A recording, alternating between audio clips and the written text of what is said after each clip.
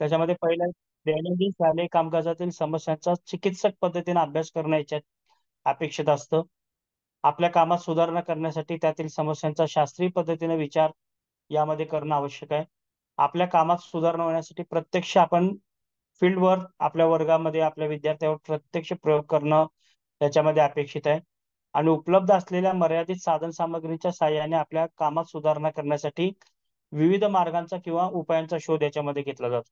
म्हणजे एकच उपाय ती अडचण सोडवण्यासाठी लागू पडते असे नाही, तर आपल्याला विविध प्रकारचे मार्ग, विविध प्रकारचे कृती कार्यक्रम त्याच्यासाठी शोधणं आणि त्यांची अंमलबजावणी करणं याच्यामध्ये अपेक्षित आहे. त्याचप्रकारे समस्या निराकरणात शोधलेल्या मार्गांचे किंवा उपायांचे मूल्यमापन वेळोवेळी करणं आणि त्याचे निष्कर्ष निश्चिती करणं याच्यामध्ये अपेक्षित असतं. त्याचबरोबर निष्कर्षास अनुसरून समस्या निराकरणात शोधलेले मार्ग किंवा उपाय यांची पडताळणी करणं आवश्यक असतं.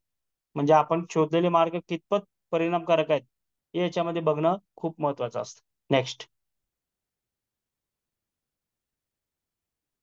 त्याचे दोन उद्देश आहेत, प्रमुख उद्देश आपल्याला दोन सांगता येतील. एक म्हणजे दैनंदिन व्यवहारातील आपल्या शैक्षणिक अडचणी दूर करणे, स्वतःचा व स्वतःच्या शाळेचा विकास करून गुणवत्ता वाढविणे. आपण सगळं काम करतो ते विद्यार्थ्यांच्या गुणवत्ता वाढीसाठीच करत असतो. आणि कृती संशोधन केल्यामुळे फक्त विद्यार्थ्यांची गुणवत्ता वाढते असे नाही, तर त्या शिक्षकाची सुद्धा गुणवत्ता वाढते. त्याच्या अध्ययन अध्यापन पद्धतीमध्ये बदल होतो. त्या शिक्षकाला सुद्धा नवीन प्रकारचं ज्ञान मिळतं. वेगवेगळ्या प्रकारचे नवीन टेक्निक्स कुठले आहेत, नवीन शैक्षणिक विचार प्रवाह कुठले आहेत यांची सुद्धा शिक्षकांना माहिती होते. आणि याचा मुख्य हेतू प्रत्येक विद्यार्थ्यांच्या सर्वांगीण विकासामध्ये येणाऱ्या छोट्या मोठ्या समस्या दूर करणे हाच आहे. आणि याच्याद्वारे शिक्षण प्रक्रियेची गुणवत्ता वाढण्यासाठीच आपण शैक्षणिक कृती संशोधन करत असतो. नेक्स्ट. आता शैक्षणिक संशोधनाचे 3 प्रकार आहेत. त्याच्यामध्ये व्यक्तिगत शिक्षक कृती संशोधन. समजा मी शिक्षक आहे, माझ्याकडे 5वीचा वर्ग आहे आणि 5वीच्या वर्गामध्ये गणित विषयामध्ये आपल्याला विद्यार्थ्यांना भागाकार करता येत नाही किंवा आजच्याची वजाबाकी करता येत नाही. अ- अशी जर अडचण असेल तर तो शिक्षक त्या व्यक्तिगत कृती संशोधनामध्ये मोडतो. त्यानंतर कार्याने केलेले कृती संशोधन. असं सुद्धा असू शकतं की एखाद्या शाळेमध्ये एक मोठी समस्या आहे. म्हणजे ती एक शाळा आहे, त्याच्यामध्ये पहिली, दुसरी, तिसरी, चौथी, 5वी असे 5 वर्ग आहेत. आणि 5ही वर्गातल्या प्रत्येक वर्गातल्या 2, 3, 4, 5 मुलांना जर वाचनामध्ये समस्या असेल किंवा गणितामध्ये जर समस्या असेल, तर सगळे शिक्षक मिळून सुद्धा एकमेकांच्या सहकार्याने कृती संशोधन करू शकतात. म्हणजे एखादा मराठीचा शिक्षक वाचन चांगल्या प्रकारे घेत असेल, तर तो शिक्षक त्याच्यामध्ये त्या कृतींची अंमलबजावणी करू शकतो. गणितामध्ये प्रॉब्लेम असेल तर त्या गणितामधला एक्सपर्ट शिक्षक असेल तर तो ते प्रॉब्लेम सॉल्व्ह करू शकतो. किंवा स्कॉलरशिप परीक्षेमध्ये आपल्या शाळेचे विद्यार्थी जास्तीत जास्त पात्र झाले पाहिजेत, शिष्यवृत्ती धारक झाले पाहिजेत, याच्यासाठी सुद्धा आपण एकमेकांच्या सहकार्याने कृती संशोधन करू शकतो. आणि तिसरा प्रकार आहे शाळेने केलेले कृती संशोधन. संपूर्ण शाळेच्या विकासासाठी एखादी समस्या निवडून त्याच्यावर संशोधन करून उपायांची अंमलबजावणी करणं हे तिसऱ्या प्रकारामध्ये मोडतं. नेक्स्ट.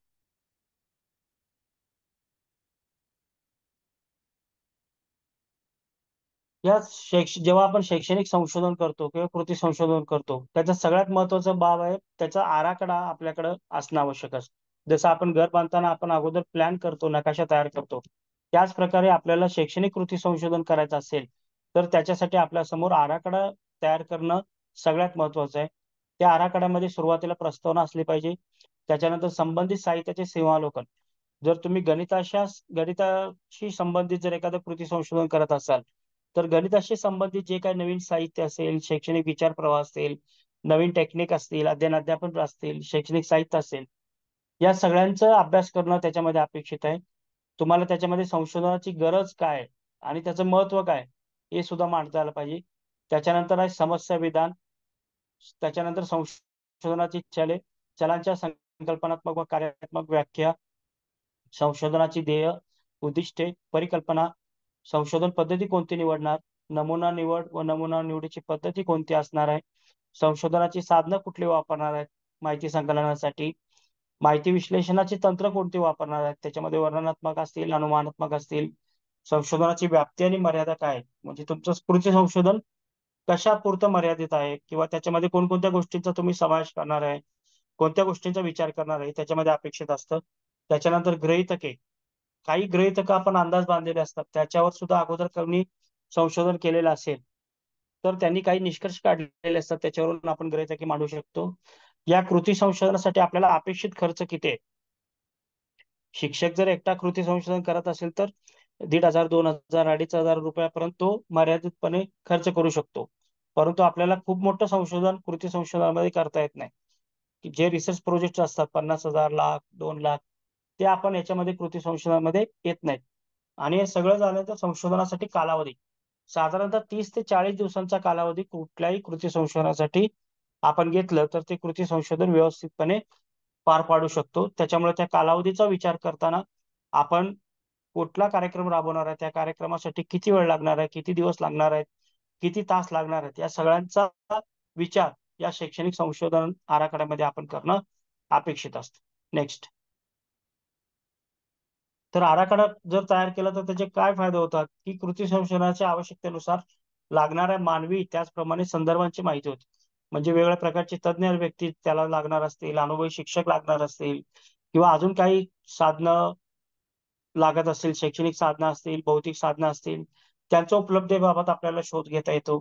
जर साधनं उपलब्ध नसतील तर त्याची निर्मिती करायची का, किंवा कुठून उपलब्ध करून घ्यायचं का, याचं नियोजन करता येतं. शैक्षणिक कृती संशोधन आराखडा तयार केल्यामुळे आपल्याला ज्या संभाव्य अडचणी येणार आहेत त्याची सुद्धा आपल्याला जाणीव होते. संभाव्य वेळापत्रक तयार करता येतो, वेळेचे व्यवस्थापन करता येतं, आणि कृती संशोधनामध्ये सखोलता आणि अचूकता येण्यासाठी सुद्धा कृती संशोधन आराखडा तयार करणं खूप महत्वाचं आहे. नेक्स्ट. शैक्षणिक संशोधनामध्ये वेगवेगळ्या प्रकार पद्धती आहेत. त्याच्यामध्ये सर्वेक्षण असेल. शिंदे साहेब नेक्स्ट घ्या स्लाइड.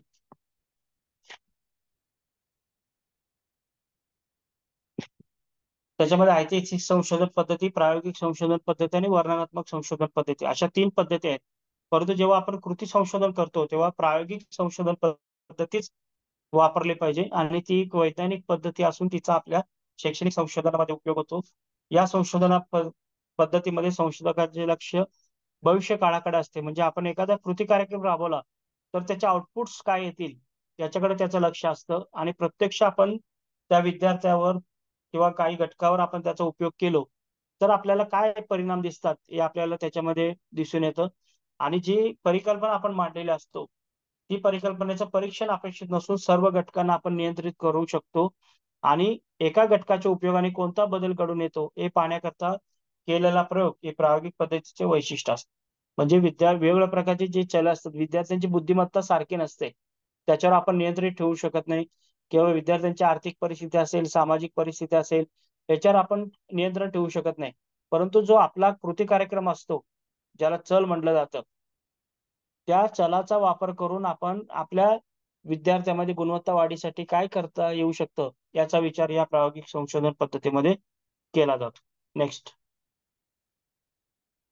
कृती संशोधनामध्ये सगळ्यात महत्वाचं आहे परिकल्पना निश्चिती. इथं हायपोथेसिसची व्याख्या दिलेली वरची. परिकल्पना म्हणजे संशोधकाचा अनुभव, अभ्यास आणि तर्क या तिन्हीवर आधारित असे समस्येचे संभाव्य उत्तर असते. परिकल्पनेचे संशोधन परिकल्पना आणि शून्य परिकल्पना असे प्रकार आहेत. एक इथं उदाहरण दिलेलं आहे की शिक्षकांना संगणकाचे प्रशिक्षण दिल्याने त्यांच्या अध्ययनावर कोणताही परिणाम होणार नाही. ही शून्य परिकल्पना जेव्हा आपण प्रत्यक्षात राबवतो प्रयोग, तो राबवल्यानंतर शिक्षकांना संगणकाचे प्रशिक्षण दिल्यानंतर त्यांच्या अध्यापनामध्ये काय परिणाम झाला त्याच्यावर आपण ती परिकल्पना स्वीकारायची का नाकारायची, म्हणजे त्याला स्वीकार किंवा त्याग म्हणलं जातं, ते ठरवलं जातं या प्रायोगिक संशोधन पद्धतीमध्ये. तसंच एखाद्या विद्यार्थ्यांवर आपण एखादा कृती कार्यक्रम राबवत असू, विद्यार्थ्यांना बेरीज करताना किंवा आजच्याची बेरीज करताना येणाऱ्या अडचणीवर आपण जर कृती संशोधन करत असू तर आपण राबवलेल्या प्रत्यक्ष कृती कार्यक्रमामुळे विद्यार्थ्यांच्या संपादनामध्ये कोणताही बदल होणार नाही अशी शून्य परिकल्पना मांडायची असते. आणि जेव्हा विद्यार्थ्यांची आपण पूर्व चाचणी आणि उत्तर चाचणी घेतो तर त्यातला जो डिफरन्स असतो त्या डिफरन्स नुसार आपल्याला ती परिकल्पना स्वीकारायची का नाकारायची हे आपल्याला ठरवावं लागतं. नेक्स्ट. जेव्हा आपण कृती संशोधन करतो त्याच्यासाठी वेगवेगळ्या प्रकारचे साधनं, शैक्षणिक संशोधन साधनं आपण वापरू शकतो. त्याच्यामध्ये निरीक्षण आहे, मुलाखत आहे, प्रश्नावली, आवृत्ती मापिका, शोधिका, पडताळ सूची, पदनिश्चय श्रेणी, अंकपत्र, प्रमाणित चाचण्या, समाजमिती तंत्र आणि प्रक्षेपण तंत्र या वेगवेगळ्या प्रकारच्या संशोधन साधनांचा वापर करू शकतो. परंतु जेव्हा आपण कृती संशोधन करतो तेव्हा एखाद्या समस्येची कारण शोधण्यासाठी आपण प्रश्नावली वापरू शकतो किंवा विद्यार्थ्यांच्या मुलाखती घेऊ शकतो, विद्यार्थ्यांचं निरीक्षण करू शकतो. पण एखादी संपादन चाचणी जी प्रमाणित चाचण्या आहेत त्या चाचण्यांचा सुद्धा वापर करू शकतो. आणि आपण आपल्या स्तरावर विद्यार्थ्यांच्या क्षमता काय आहेत, विद्यार्थ्यांची कुवत काय आहे, कारण आपल्या वर्गातील विद्यार्थ्यावर आपण प्रयोग करत असतो. त्याच्यामुळे आपल्या विद्यार्थ्यांच्या क्षमता काय आहेत, त्यांचं वयोगट काय आहे, त्यांची कुवत काय आहे, या सगळ्या गोष्टींची जाण आपल्याला असते. त्यानुसार आपल्याला संपादन चाचणी तयार करून त्या संशोधन साधनाचा वापर करून सुद्धा आपल्याला कृती संशोधन चांगल्या प्रकारे पूर्ण करता येऊ शकतं. नेक्स्ट, नमुना निवड. नमुना निवड म्हणजे संपूर्ण घटकाऐवजी काही विशिष्ट घटकांची प्रातिनिधिक स्वरूपात निवड केली जाते. आपण सगळ्या विद्यार्थ्यांवर प्रयोग करू शकणार नाही किंवा सोलापूर शहरातल्या सगळ्या विद्यार्थ्यांवर किंवा सोलापूर जिल्ह्यातल्या सगळ्या विद्यार्थ्यांवर प्रयोग करू शकणार नाही. आपण कृती संशोधन करताना आपल्या शाळेतले विद्यार्थी आहेत किंवा आपल्या वर्गामध्ये 25 विद्यार्थी असतील, परंतु 10 विद्यार्थ्यांमध्येच एखादी अडचण असेल किंवा वजाबाकीची समस्या असेल, भागाकाराची समस्या असेल किंवा इतर कुठलीही समस्या असेल, तर त्या विद्यार्थ्यांची आपण निवड करतो. त्याला नमुना निवड म्हणली जाते. नमुना निवड ही 2 पद्धतीने केली जाते. एक संभाव्यता नमुना निवड आणि असंभाव्यता नमुना निवड. परंतु जेव्हा कृती संशोधन करतो आपण, तेव्हा जास्त करून आपण असंभाव्यता निवड म्हणजे सहेतुक नमुना निवड पद्धतीने आपण त्या विद्यार्थ्यांची निवड करतो. कारण आपल्याला माहिती आहे की 25 आपण जेव्हा पूर्व चाचणी घेतो, तेव्हा त्या 25 विद्यार्थ्यांपैकी फक्त 10 विद्यार्थ्यांनाच भागाकारामध्ये समस्या असेल किंवा वजाबाकीमध्ये समस्या असेल, तर त्या 10 विद्यार्थ्यांचीच नमुना निवड आपण करू शकतो. नेक्स्ट, तर कृती संशोधनाच्या पायऱ्या आपल्याला बघायच्या आहेत. पहिल्यांदा काय आहे की आपल्या स्थूल समस्या काय आहेत, आपल्या वर्गातील एक 5-6 समस्यांची आपल्याला यादी करावी लागते. त्याच्यानंतर निश्चित समस्या आपल्याला निवड करायची. म्हणजे या 5-6 समस्यापैकी त्याचं प्रेफरन्स ठरवायचं की मला सगळ्यात जास्त भेडसावणारी समस्या कोणती आहे. मग ती समस्या निश्चित करायची. त्याची संभाव्य कारणं काय आहेत ते आपण शोधलं पाहिजे. त्याच्यानुसार गृहीत कृत्य म्हणजे परिकल्पना मांडली पाहिजे. वस्तुस्थिती निश्चिती केली पाहिजे. त्याच्यावर आपल्याला कोणकोणत्या प्रकारच्या उपाययोजना करता येतील त्या उपाययोजनांची यादी करणं, त्या उपाययोजना राबवल्यानंतर किंवा तो कृती कार्यक्रम राबवल्यानंतर त्याचं मूल्यमापन करणं आणि त्याचे उपयोजन करणे. म्हणजे जर एखाद्या समस्येवर आपण कृती कार्यक्रम राबवला आणि त्याचं जर सक्सेस आपल्याला मिळालं 100%, कृती संशोधनामध्ये 100% सक्सेस मिळालंच पाहिजे असं काही बंधन नसतं. म्हणजे 90%, 80%, 75% सुद्धा आपल्याला सक्सेस मिळू शकतं. तर राहिलेल्या 25% मध्ये आपल्याला ती 25% आपल्याला का सक्सेस मिळाली नाही याची कारणं सुद्धा शोधणं आणि त्याच्यावर परत उपयोजन करणं हे याच्यामध्ये अपेक्षित असतं. नेक्स्ट, आता बघा प्रायोगिक संशोधन पद्धतीच्या पायऱ्या दिल्या आहेत. त्याच्यामध्ये पहिला निश्चिती आपण करतो. त्याच्यानंतर संबंधित साहित्याचं सर्वेक्षण किंवा त्याचं आपण समीक्षण करत असतो. परिकल्पनांची मांडणी करणं, प्रायोगिक अभिकल्पना निश्चिती म्हणजे समान गट असेल किंवा नियंत्रित गट आणि प्रायोगिक गट असेल, त्याच्या प्रकारे आपण अभिकल्पना निश्चिती करू शकतो. जनसंख्या आणि नमुना निवड आपण स्पष्ट करायचं. त्याच्यानंतर प्रयोगांची अंमलबजावणी म्हणजे विद्यार्थ्याला भागाकार करताना समस्या येत असतील, तर त्या भागाकार करताना ज्या समस्या येतात त्या समस्या दूर करण्यासाठी आपण जो कृती कार्यक्रम म्हणजे तयार केलेला आहे, तो कृती कार्यक्रम प्रत्यक्षामध्ये अंमलबजावणी करणे आणि फलांचे मापन म्हणजे आपण प्री टेस्ट आणि पोस्ट टेस्ट याच्यामध्ये घेत असतो. त्या दोन्हींचं विश्लेषण, त्या दोन्ही टेस्टचं विश्लेषण करणं, त्याचं अर्थनिर्वचन करणं आणि त्याच्यावरून निष्कर्ष काढणं आणि शेवटचा टप्पा आहे अहवाल लेखन. सगळं झाल्यानंतर आपण शेवटी त्याचं अहवाल लेखन करणं अपेक्षित असतं. नेक्स्ट, आता आपण याच्यात सगळ्यात महत्वाची पायरी जी असते ती कार्यक्रम निर्मिती. म्हणजे विद्यार्थ्यांना भागाकार करताना येणाऱ्या समस्या दूर करायच्या असतील, तर त्याच्यासाठी आपल्याला जेव्हा आपण कार्यक्रम निर्मिती करतो, तेव्हा भागाकाराशी संबंधित जे काही संदर्भ साहित्य असेल, याच्यापूर्वी कुणी संशोधन केलेलं असेल किंवा वेगळ्या टेक्निक्स वापरलेल्या असतील, स्पर्धा परीक्षेच्या पुस्तकामध्ये सुद्धा वेगवेगळ्या प्रकारचे टेक्निक्स दिलेले असतात. त्यांचा आढावा आपण घेणं. त्याच्यानंतर कार्यक्रम निर्मितीची उद्दिष्ट निश्चिती. आपण करताना येणाऱ्या समस्या दूर करण्यासाठी कार्यक्रम निश्चिती करतो. तर त्याची आपल्याला उद्दिष्ट निश्चित असली पाहिजेत, की भागाकार करताना विद्यार्थ्यांना कोणत्या समस्या येतात त्याच्याप्रमाणे आपण उद्दिष्ट निश्चिती केली पाहिजे. आणि त्या भागाकारमधली शैक्षणिक संपादन वाढवण्यासाठी आणि अध्ययन गती वाढीसाठी कार्यक्रम निर्मिती करणं. त्याचा एक पायलट स्टडी म्हणजे जो एखादा कार्यक्रम तुम्ही करणार आहात तो काही विद्यार्थ्यांवर सुरुवातीला राबून बघितला पाहिजे. तो राबून बघितल्यानंतर आपल्याला त्याच्या अडचणी लक्षात येतात की तो कार्यक्रम प्रत्यक्षात राबवताना काय अडचणी येतात, त्याच्याप्रमाणे सुधारणा करणं आणि प्रत्यक्ष कार्यक्रम निर्मितीस अंतिम रूप देणं आणि त्याच्यानंतरच आपण त्या कार्यक्रमाची प्रत्यक्षात वर्गामध्ये अंमलबजावणी करणं याच्यामध्ये अपेक्षित आहे. नेक्स्ट, आता बघूया आपण संशोधनाची कार्यवाही. म्हणजे याच्यामध्ये पहिल्यांदा आपण समस्या विधान निश्चित करतो, संबंधित साहित्य आणि संशोधनाचा आढावा घेतो, त्याच्यानुसार आपण उद्दिष्ट निश्चित करतो की आपल्या विद्यार्थ्यांच्या मी एक सोपं उदाहरण म्हणजे सगळ्यांना समजेल असं भागाकाराचं घेतलेलं आहे की याच्यामध्ये उद्दिष्ट काय असतील की विद्यार्थ्यांना भागाकार करताना येणाऱ्या समस्यांचा शोध घेणे, मग त्या समस्यामधील कारणांचा शोध घेणे दुसरं उद्दिष्ट असेल. तिसरं उद्दिष्ट असेल की त्या समस्या दूर करण्यासाठी किंवा त्या भागाकार करताना येणाऱ्या अडचणी दूर करण्यासाठी कृती कार्यक्रमाचे विकसन करणे आणि चौथं उद्दिष्ट असणार आहे की कृती कार्यक्रमाचे जे विकसन आपण केलेलं आहे त्याची परिणामकारकता अभ्यासणे. याच्यासाठी आपण प्रायोगिक संशोधन पद्धतीची निवड करतो. त्याच्यानंतर संशोधन साधनाची संपादन चाचणी असेल, प्रश्नावली असेल, मुलाखत असेल, या संशोधन साधनांची निवड करणे, शैक्षणिक संपादन व अध्ययन गतीसाठी वाढीसाठी कार्यक्रम निर्मिती करणे आणि ते कार्यक्रम अंमलबजावणी केल्यानंतर आपण जे प्री टेस्ट आणि पोस्ट टेस्ट घेतो त्या माहितीचं संकलन करणे, त्या माहितीचं विश्लेषण करणे आणि अर्थनिर्वचन करून त्याचे निष्कर्ष काढणे, अशा प्रकारे आपण ही कृती संशोधनाची कार्यवाही करू शकतो.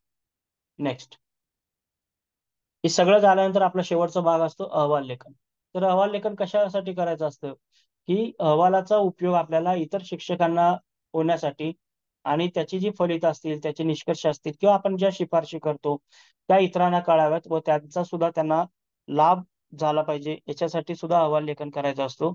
आणि स्वार्थ एक सांगतो की आता शिक्षक पुरस्कारामध्ये सुद्धा तुम्हाला निकष दिलेला आहे की तुम्ही शैक्षणिक कृती संशोधन केलेलं आहे का, केलेलं असेल तर त्याचा अहवाल लेखन केलेलं आहे का, अहवाल लेखन केलेलं असेल तर तो अहवाल डाएटला किंवा शिक्षण विभागाला तुम्ही सबमिट केलाय का, त्याचा तुम्हाला पुरावा पाहिजे असतो, तरच त्याचे तुम्हाला गुण वगैरे मिळत असतात. याच्यासाठी सुद्धा अहवाल लेखन करणं सगळ्यात महत्वाचं आहे. त्याचे 3 विभाग असतात. ते 3 विभाग कुठले आहेत बघूया आपण. पहिला विभाग आहे प्राथमिक विभाग. नेक्स्ट घ्या सर साहेब. याच्यामध्ये मुखपृष्ठ असतं, प्रथम पृष्ठ असतं, प्रतिज्ञापत्र म्हणजे मी हे जे कृती संशोधन केलेलं आहे ते मी माझ्या स्वतःच्या याच्याने केलेलं आहे, कोणाचं कॉपी पेस्ट नाही आहे किंवा तज्ञांचं तुम्ही मार्गदर्शन घेतलेलं असेल तर तज्ञांचं तुम्हाला प्रतिज्ञापत्र किंवा त्याचा दाखला जोडावा लागतो. ऋणनिर्देश प्रत्यक्ष कृती संशोधन करताना तुम्हाला कोणाकोणाची मदत मिळाली आणि त्याच्यानंतर अनुक्रमणिका. हा झाला प्राथमिक विभाग. दुसरा सगळ्यात महत्वाचा विभाग आहे प्रमुख विभाग. त्याच्यामध्ये जे 5 प्रकरण असतात त्याच्यामध्ये पहिलं आहे संशोधन विषयाची ओळख. याच्यामध्ये जे आराखडा दिलेला आहे आपण त्या आराखड्यामध्येच महत्वाचे भाग येतात त्याच्यामध्ये. त्याच्यानंतर संशोधन संबंधित साहित्याचा आढावा. तुम्ही या कृती संशोधनासाठी कोणकोणत्या साहित्यांचा आढावा घेतलेला आहे, कोणकोणत्या कृती संशोधन पुस्तकांचा वापर केलेला आहे किंवा संशोधन पद्धतींचा वापर केलेला आहे किंवा विषयाशी संबंधित जे काय आशुक्त अध्यापन पद्धती असेल, अध्ययन अध्यापन पद्धतीची पुस्तकं असतील किंवा सायकोलॉजीची पुस्तकं असतील, ते आता तुमच्या विषयाशी रिलेटेड किंवा ज्ञानरचनावादाशी संबंधित पुस्तकं असतील, या संबंधित साहित्याचा आढावा याच्यामध्ये घेणं अपेक्षित आहे. संशोधनाची कार्यवाही हा सगळ्यात महत्वाचा भाग आहे, जे आता अगोदरच्या स्लाइडमध्ये दाखवलेलं आहे. तुम्ही प्रत्यक्षात संशोधनात कसं केलं म्हणजे त्याच्यामध्ये समस्या निश्चितीपासून तुमचं सांख्यिकी विश्लेषणासाठी तुम्ही कोणतं तंत्र वापरलंय या सगळ्यांची माहिती याच्यामध्ये येते. त्याच्यानंतर माहितीचं संकलन, विश्लेषण आणि अर्थनिर्वचन म्हणजे याच्यामध्ये तुम्ही प्री टेस्ट आणि पोस्ट टेस्ट घेतलेला असेल तर जर तुम्हाला प्री टेस्ट आणि पोस्ट टेस्टचं विश्लेषण करण्यासाठी सुरुवातीला जे आपण सरासरी वापरू शकतो, शेकडा प्रमाण वापरू शकतो, प्रमाण विचलन वापरू शकतो आणि जर त्याच्या पुढे जर तुम्हाला जायचं असेल तर टी टेस्ट म्हणजे सगळ्यात जी सायंटिफिक मेथड आहे ती टी टेस्ट आपण वापरू शकतो. आणि हल्ली कुठलंही काम सांख्यिकी विश्लेषण असेल, अनालिसिस असेल, स्टॅटिस्टिकल ती आपल्याला मॅन्युअली करायची गरज नाही. जरी तुम्ही स्टॅटचे विद्यार्थी नसाल किंवा बीएससी गणित वगैरे जरी नसाल तरी सुद्धा कम्प्युटरमध्ये एम एस ऑफिसमध्ये एम एस एक्सेल मध्ये सगळ्या प्रकारचे टी टेस्ट, अॅनोवा असेल, एफ टेस्ट असेल, ऍव्हरेज असेल, मीन असेल, मीडियन असेल, मध्यमान असेल, हे सगळ्यांची माहिती आपल्याला त्या एक्सेल मध्ये तुम्ही फक्त डेटा टाकलात की विद्यार्थ्यांना प्री टेस्ट मध्ये किती मार्क मिळाले आणि पोस्ट टेस्ट मध्ये किती मार्क मिळाले, ए आणि बी केलात, प्रत्येक विद्यार्थ्यांचा 1 2 3 सिरियल घेतलात आणि त्यांचे मार्क जर घेतलात तर तुम्हाला खाली तिथं इक्वल टू केल्यानंतर मीन MEN मीन काढता येतं, मीडियन काढता येतं, टी टेस्ट सुद्धा काढता येतं, स्टँडर्ड डेव्हिएशन म्हणजे प्रमाण विचलन काढता येतं. जेवढं तुम्ही वरच्या पातळीवरची सांख्यिकी विश्लेषण वापराल तेवढं तुमचं संशोधन ऍक्युरेट होत असतं. त्याच्यामुळे आपण टी टेस्ट वापरण्याकडे सगळ्या शिक्षकांनी भर दिला पाहिजे. जर टी टेस्ट वापरता येत नसेल तर आपण ऍव्हरेज मीन मीडियन सुद्धा काढू शकतो, शेकडा प्रमाण काढू शकतो, त्याचा आलेख वगैरे मांडू शकतो. पण टी टेस्ट जर वापरलात तर तुम्हाला त्याची जी व्हॅलिडिटी असते ती व्हॅलिडिटी तुमची चांगली होऊ शकते. आणि एक्सेल मध्ये खूप सोपं झालेलं आहे. कुठल्याही प्रकारचं तुम्हाला वेगळ्या तज्ञाची किंवा स्टॅटिस्टिकल तज्ञाची मदत घ्यायची काही गरज त्याच्यामध्ये भासत नाही. आणि सगळ्यात शेवटचं प्रकरण असतं सारांश, निष्कर्ष आणि शिफारस. हा झाला प्रमुख विभाग. त्याच्यानंतर अंतिम विभाग. निष्कर्षामध्ये तुम्ही परिकल्पनांची पडताळणी करता आणि परिकल्पनांची पडताळणी करून तुम्ही ती प्रत्यक्षात परिकल्पना स्वीकारायची का त्याग करायची याची पूर्ण माहिती आपण निष्कर्षामध्ये दिली पाहिजे. आणि त्याच्यानुसार आपल्याला शिफारशी सुद्धा देता येतात. आणि सगळ्यात शेवटचा भाग आहे अंतिम विभाग. याच्यामध्ये ग्रंथसूची.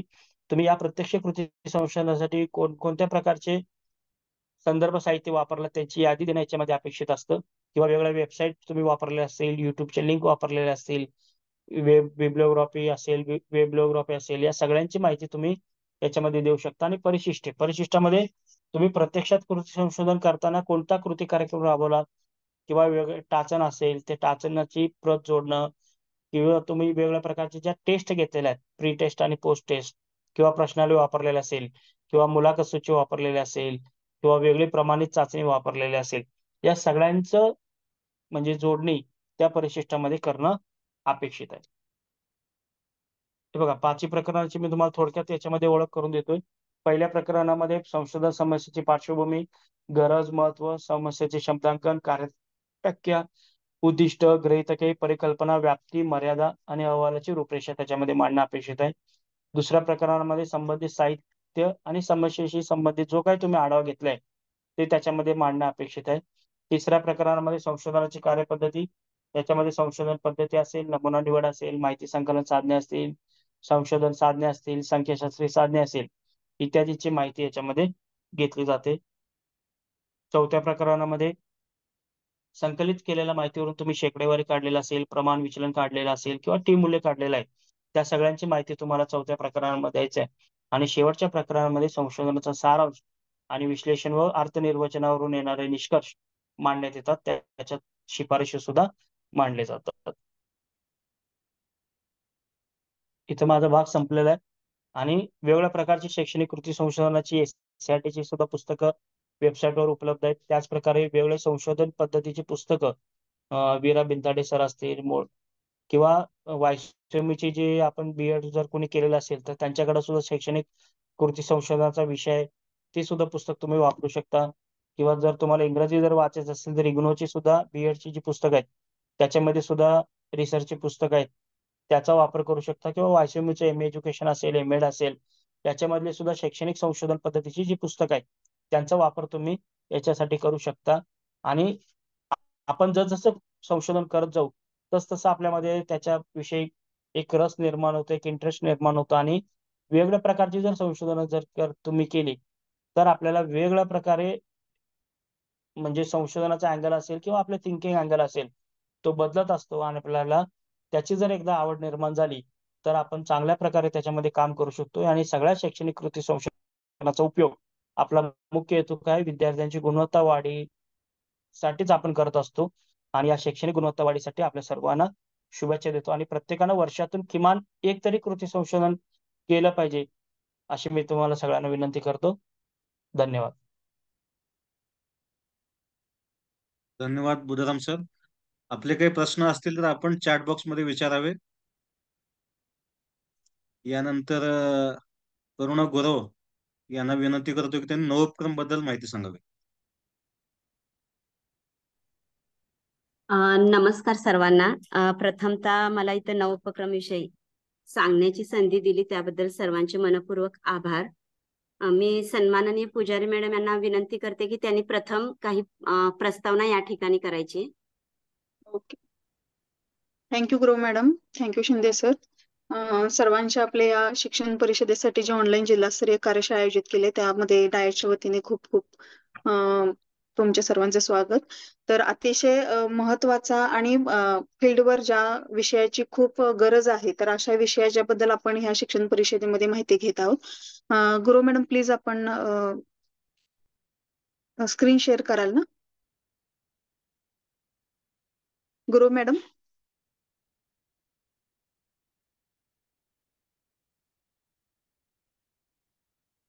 हॅलो.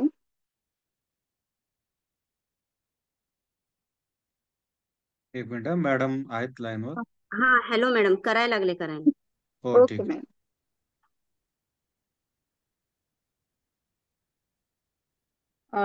आपल्या सर्वांनाच माहित आहे की या आधी आपण दरवेळेस जेव्हा नवक्रमाच्या बाबतीत माहिती आपल्याला राज्य स्तरावरून घोषणा होते या स्पर्धेची तर स्क्रीन त्यानुसार दिसते आपण का सर?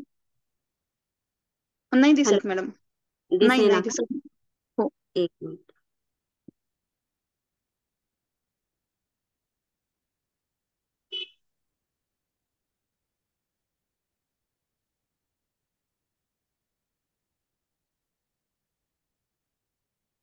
एकच मिनिट मॅडम, मी व्हॉट्सअपवरचा सेव्ह केले नाही तुमचं, त्यामुळे ते त्यामध्ये एक मिनिट. ओके मॅडम आहे.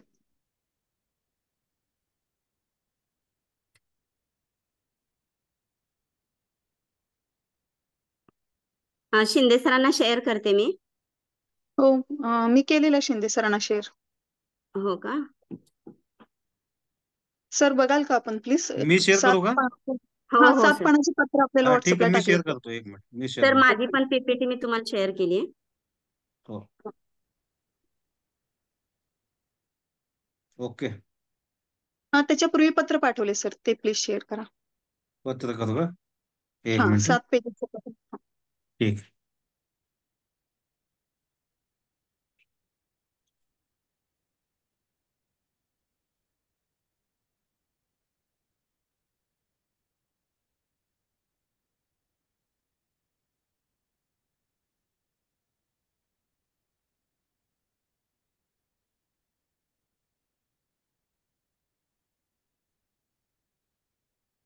ओके.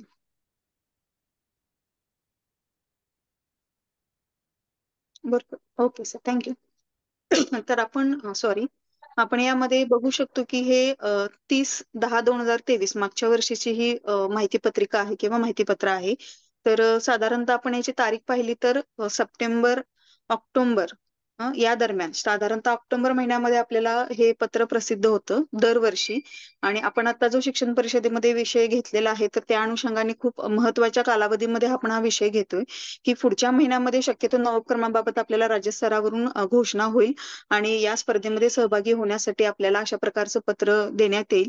तर साधारणतः जर आपण याचं अवलोकन केलं तर नवक्रम स्पर्धा ही दरवर्षी या प्रमुख 5 गटांमध्ये घेतली जाते. तर यामधला पहिला गट आहे पूर्व प्राथमिक गट की ज्यामध्ये अंगणवाडी कार्यकर्त्या, अंगणवाडी सेविका आणि पर्यवेक्षिका यांच्यासाठी ही स्पर्धा आयोजित केली जाते. दुसरा गट आहे प्राथमिक गट, यामध्ये उपशिक्षक, पदवीधर शिक्षक आणि मुख्याध्यापक यांचा समावेश होतो. तिसरा गट आहे माध्यमिक उच्च माध्यमिक गट की ज्यामध्ये माध्यमिक उच्च माध्यमिक शिक्षक आणि मुख्याध्यापक यांचा आपण समावेश करतो. चौथा गट आहे विषय सहाय्यक, विषय साधन व्यक्ती, समावेशित साधन व्यक्ती, विशेष शिक्षक आणि ग्रंथपाल गट. आणि त्याचबरोबर 5वा गट जो आहे तो अध्यापकाचार्य म्हणजे अध्यापक, विद्यालयाचे अध्यापकाचार्य व पर्यवेक्षक अधिकारी गट. आता या पर्यवेक्षक अधिकारी गटामध्ये अगदी केंद्रप्रमुख ते शिक्षणाधिकारी आणि डाएटमधील अधिव्याख्याता आणि वरिष्ठ अधिव्याख्याता या सर्वांचा समावेश हा पर्यवेक्षक अधिकारी गट यामध्ये होतो. आपण जर दरवर्षी याची एक स्टॅटिस्टिक्स बघितलं तर पूर्व प्राथमिक गट, माध्यमिक उच्च माध्यमिक गट, विषय सहाय्यक गट आणि 5वा अध्यापकाचार्य आणि पर्यवेक्षक अधिकारी गट यामध्ये आपल्याला खूप कमी प्रमाणामध्ये नवोपक्रम आलेले दिसतात. काही वेळेस तर माध्यमिक गटामध्ये 2 ते 3च नवोपक्रम आलेले असतात आणि जर ते योग्य पद्धतीने असेल तर तिन्ही गटांना पारितोषिक, तिन्ही सहभागींना प्रमाणपत्र मिळून जातं. इतक्या कमी संख्येमध्ये आपल्याला या स्पर्धक आढळतात. तर आपल्या सर्वांना या बाबतीत ही विनंती आहे की ह्या शिक्षण परिषदेमधून अधिक माहिती आणि नवक्रमाबद्दल एक जागृती आपण सर्व शिक्षकांपर्यंत करूयात. पर्यवेक्षक यंत्रणा असेल किंवा विषय साधन व्यक्तींचा आपला जो गट आहे खूप सुंदर नवक्रम आपण सर्वजण काही ना काही उपक्रम करत असतो. तर हे या गटामधून सुद्धा आपले नॉमिनेशन वाढणं खूप गरजेचं आहे. तर सर प्लीज पुढचं पेज. Page number 3. अजून नेक्स्ट. Okay, thank you sir. तर जरासं खाली उद्दिष्टे आपण बघूयात. तर या गटामध्ये बघा पहिले 3 जे गट आहेत तर हे जिल्हा स्तर आणि राज्य स्तर अशा पद्धतीने त्यांची स्पर्धा होते. शेवटचे 2 जे गट आहेत तर यामध्ये विभाग स्तर आणि राज्य स्तर अशा पद्धतीने ही स्पर्धा घेतली जाते. या स्पर्धेची उद्दिष्टे काय आहेत तर आपल्याला नावावरून समजते की या 5ही गटामधील जे समावेशित घटक आहेत तर त्या सर्वांना त्यांच्यामध्ये त्यांच्या अध्ययन अध्यापनामध्ये सुधारणा घडवून आणण्यासाठी त्यांना प्रोत्साहन देणे हे एक सगळ्यात महत्वाचं उद्दिष्ट आहे. शिक्षक आणि अधिकाऱ्यांना त्यांच्या दैनंदिन कामकाजात नाविन्यता आणण्यासाठी प्रोत्साहन देणे. पूर्व प्राथमिक ते उच्च माध्यमिक स्तर तसेच DLED अध्यापक विद्यालय जे आहेत ते प्रशासन यांच्यामध्ये गुणवत्तेच्या दृष्टीने शिक्षण क्षेत्रात नवीन कल्पना, विचार प्रवाह, तंत्रे, अध्ययन अध्यापन पद्धती यांचा निरंतर शोध घेणाऱ्या शिक्षक आणि अधिकारी यांना उत्तेजन देणे. जे महत्वाचं की प्रोत्साहन देणे, उत्तेजन देणे तसेच त्यांच्यामधील जी सृजनशीलता, संशोधक वृत्ती आहे त्याला वाढीस लावणे आणि सगळ्यात महत्वाचं म्हणजे शिक्षण क्षेत्रामध्ये विविध विषयांवर केलेले जे उपयुक्त असे नाविन्यपूर्ण नवोपक्रम आहेत तर इतर शिक्षकांच्या आणि शैक्षणिक प्रशासनाच्या माहितीसाठी ऑनलाईन ते प्रकाशित करणे. प्रत्येकानं ते उपयुक्त ठरतच असतात त्यामुळे त्यांच्यापर्यंत पोहोचवणे हा या नवोपक्रमाचा खूप महत्वाचा उद्देश आहे. हे सर्व नवोपक्रम हे राज्य स्तरावरील नवोपक्रम बँकेमध्ये आपल्याला दिसून येतात. त्याची लिंक सुद्धा या पत्रामध्ये आपल्याला दिलेली आढळते. त्यावर क्लिक करून आपण आपल्या माहितीसाठी, आपल्या प्रेरणेसाठी किंवा स्पर्धेमध्ये भाग घेण्यासाठी एक आयडियल नमुना कसा असतो तर ही माहिती घेण्यासाठी ह्या लिंकवर जाऊन आपण नवोपक्रम बँकेचा वापर करू शकतो. तर यासाठी प्रामुख्याने ही स्पर्धा घेतली जाते. आता मी अगदी महत्वाचे जे ठळक मुद्दे आहेत ते हायलाइट करते. याची डिटेल माहिती आपल्याला गुरव मॅडम देतील. सर फक्त शेवटचा जो भाग आहे त्याच्यावर येऊयात. अहवालाचे मूल्यांकन अजून खाली. Okay okay okay sir, thank you. तर बघा प्रामुख्याने अहवाल नवोपक्रम म्हणजे काय, त्यामध्ये कोणकोणत्या बाबींचा समावेश होतो, त्याचा कालावधी किती आहे, नवोपक्रम लेखन कशा पद्धतीनं केलं जातं, त्यामध्ये सहभागी होण्यासाठी प्रामुख्याने कोणत्या अटी आहेत, स्पर्धेचे कोणते नियम आहेत, हे मी आपणास सांगण्यापेक्षा आपल्या आज ज्या उपस्थित आहेत किंवा ज्या याबाबत आपल्याला सखोल मार्गदर्शन करणार आहेत त्या गुरव मॅडम. आता आपण मगाशीच थोड्या वेळापूर्वी त्यांच्या बाबतीत ऐकलेलं होतं तर अतिशय सखोल असं नॉलेज त्यांना नवोपक्रमाच्या बाबतीत आहे आणि त्यांच्याकडून आपण ही सर्व डिटेल माहिती घेणार आहोत. नवोपक्रम लेखन कसं करायचं आहे त्याबद्दल सखोल माहिती मी थोडक्यात मॅडमचं नाव आणि त्यांची ओळख करून देते. सौ करुणा विजयकुमार गुरव, जिल्हा परिषद प्राथमिक शाळा दोड्याळ, तालुका अक्कलकोट या ठिकाणी मॅडम शिकवतात. खूप मोठा त्यांचा अनुभव आहे. MA BEd सेटनेट असं त्यांचं एज्युकेशन क्वालिफिकेशन आहे आणि त्यांचं जर नवोपक्रमाच्या बाबतीत त्यांचा अनुभव सांगायचा झाला तर जिल्हा स्तरावर 2017 मध्ये 3रा नंबर, 2018 मध्ये जिल्हा स्तरावर 2य क्रमांक, 2019 मध्ये सर फाउंडेशनचा राष्ट्रीय स्तरावरचा पुरस्कार, 2020 मध्ये स्मार्ट क्लास हा त्यांचा जो विषय होता तर त्यामध्ये त्यांना जिल्हास्तरीय प्रथम आणि राज्य स्तरावर 7वा क्रमांक प्राप्त झालेला आहे. 2021 मध्ये जिल्हा स्तरावर तृतीय आणि राज्य स्तरावरही तृतीय क्रमांक त्यांना प्राप्त झालेला आहे. 2022 मध्ये जिल्हा स्तरावरील तृतीय क्रमांक, 2023 मध्ये पुन्हा जिल्हा स्तरावर तृतीय क्रमांक आणि 2024 मध्ये जिल्हा स्तरावरील 2रा क्रमांक त्यांना मिळालेला आहे. तर अतिशय जास्त असा त्यांचा नवोपक्रमामधील अनुभव आहे. नवोपक्रम लेखन एक तंत्र या नावाचं त्यांचं एक पुस्तक आहे आणि त्या माध्यमातूनही त्यांनी यामध्ये खूप चांगल्या पद्धतीने मार्गदर्शन केलेलं आहे. तर गुरव मॅडम आपल्याला या पुढील भाग समजावून सांगतील. फक्त या स्पर्धेमध्ये मूल्यांकन कसं केलं जातं जो एक खूप महत्वाचा टेक्निकल भाग आहे तर त्या बाबतीत मी 1-2 मिनिटं आपल्याला मार्गदर्शन करते. तर बघा ही जी स्पर्धा आहे ती एकूण 2 फेऱ्यांमध्ये ही स्पर्धा घेतली जाते. प्रथम फेरी आणि द्वितीय फेरी. पहिली फेरी जी आहे ती अहवाल परीक्षणाची फेरी आहे. आता गुरव मॅडम आपल्याला जे नवोपक्रमाच्या बाबतीत सांगतील की नवोपक्रम कसा लिहिला पाहिजे आणि तो अपलोड कसा केला पाहिजे. जेव्हा आम्ही अशा खूप चांगल्या नवोपक्रम करणाऱ्या शिक्षकांना हितगुज करतो आणि काय नेमकी अडचण आहे तर हे विचारल्यानंतर आपल्याला कळते किंवा ऑनलाईन परीक्षणाच्या वेळेला दिसून येतं की खूप नवोपक्रम हे स्क्रुटिनी कमिटीमध्ये बाद होऊन जातात. एकतर त्यांनी फॉन्ट रेग्युलर वापरलेला नसतो, फॉन्ट साईज व्यवस्थित वापरलेली नसते, अपलोड करताना त्यांच्याकडून बऱ्याचशा चुका झालेल्या असतात. अगदी प्रतिज्ञापत्रक आपल्याला जे अपलोड करायचंय तर ते झेरॉक्स कॉपी केलेली असते आणि तेच त्याने अपलोड केलेलं असतं तर तिथं ओरिजिनल सही शिक्क्याचंच अपलोड करणं आवश्यक आहे. खूप छोट्या छोट्या अशा बाबी आहेत किंवा चुका आहेत की ज्यामुळं ऑनलाईन पहिल्या फेरीमध्येच ते बाजूला जातात. स्क्रुटिनीमध्ये समजा जवळपास एक 50 नवक्रम जर सादर केले असेल जिल्ह्यामधून तर एक 20 नवक्रम हे यामध्ये बाद होऊन जातात की काही तांत्रिक बाबी अशा आहेत त्याची माहिती आपल्याला खालीपर्यंत नसते आणि त्यामुळे हे शिक्षक पुढच्या फेरीपर्यंत पोहोचू शकत नाहीत. तर ही पहिली फेरी जी आहे ही ऑनलाईन फेरी असते आणि त्यामध्ये अहवाल परीक्षण केलं जातं. तुम्ही जे अपलोड केलेले नवक्रम आहेत ते स्क्रुटिनी कमिटीकडून पाहिले जातात, तपासले जातात आणि योग्य असलेल्या नवक्रमांना गुणदान केलं जातं. हे गुणांकन जे आहे हे आपण समोर पाहू शकतो. प्रथम फेरीमधील गुणांकन हे एकूण 100 मार्काचं गुणांकन आहे. यामध्ये नवक्रमाची उद्दिष्टे, गरज आणि महत्व याला 10 मार्क दिलेले आहेत. उपक्रमातील नाविन्यता याला 25 मार्क दिलेले आहेत. नियोजन आणि प्रत्यक्ष कार्यवाही यासाठी 25 गुण आहेत.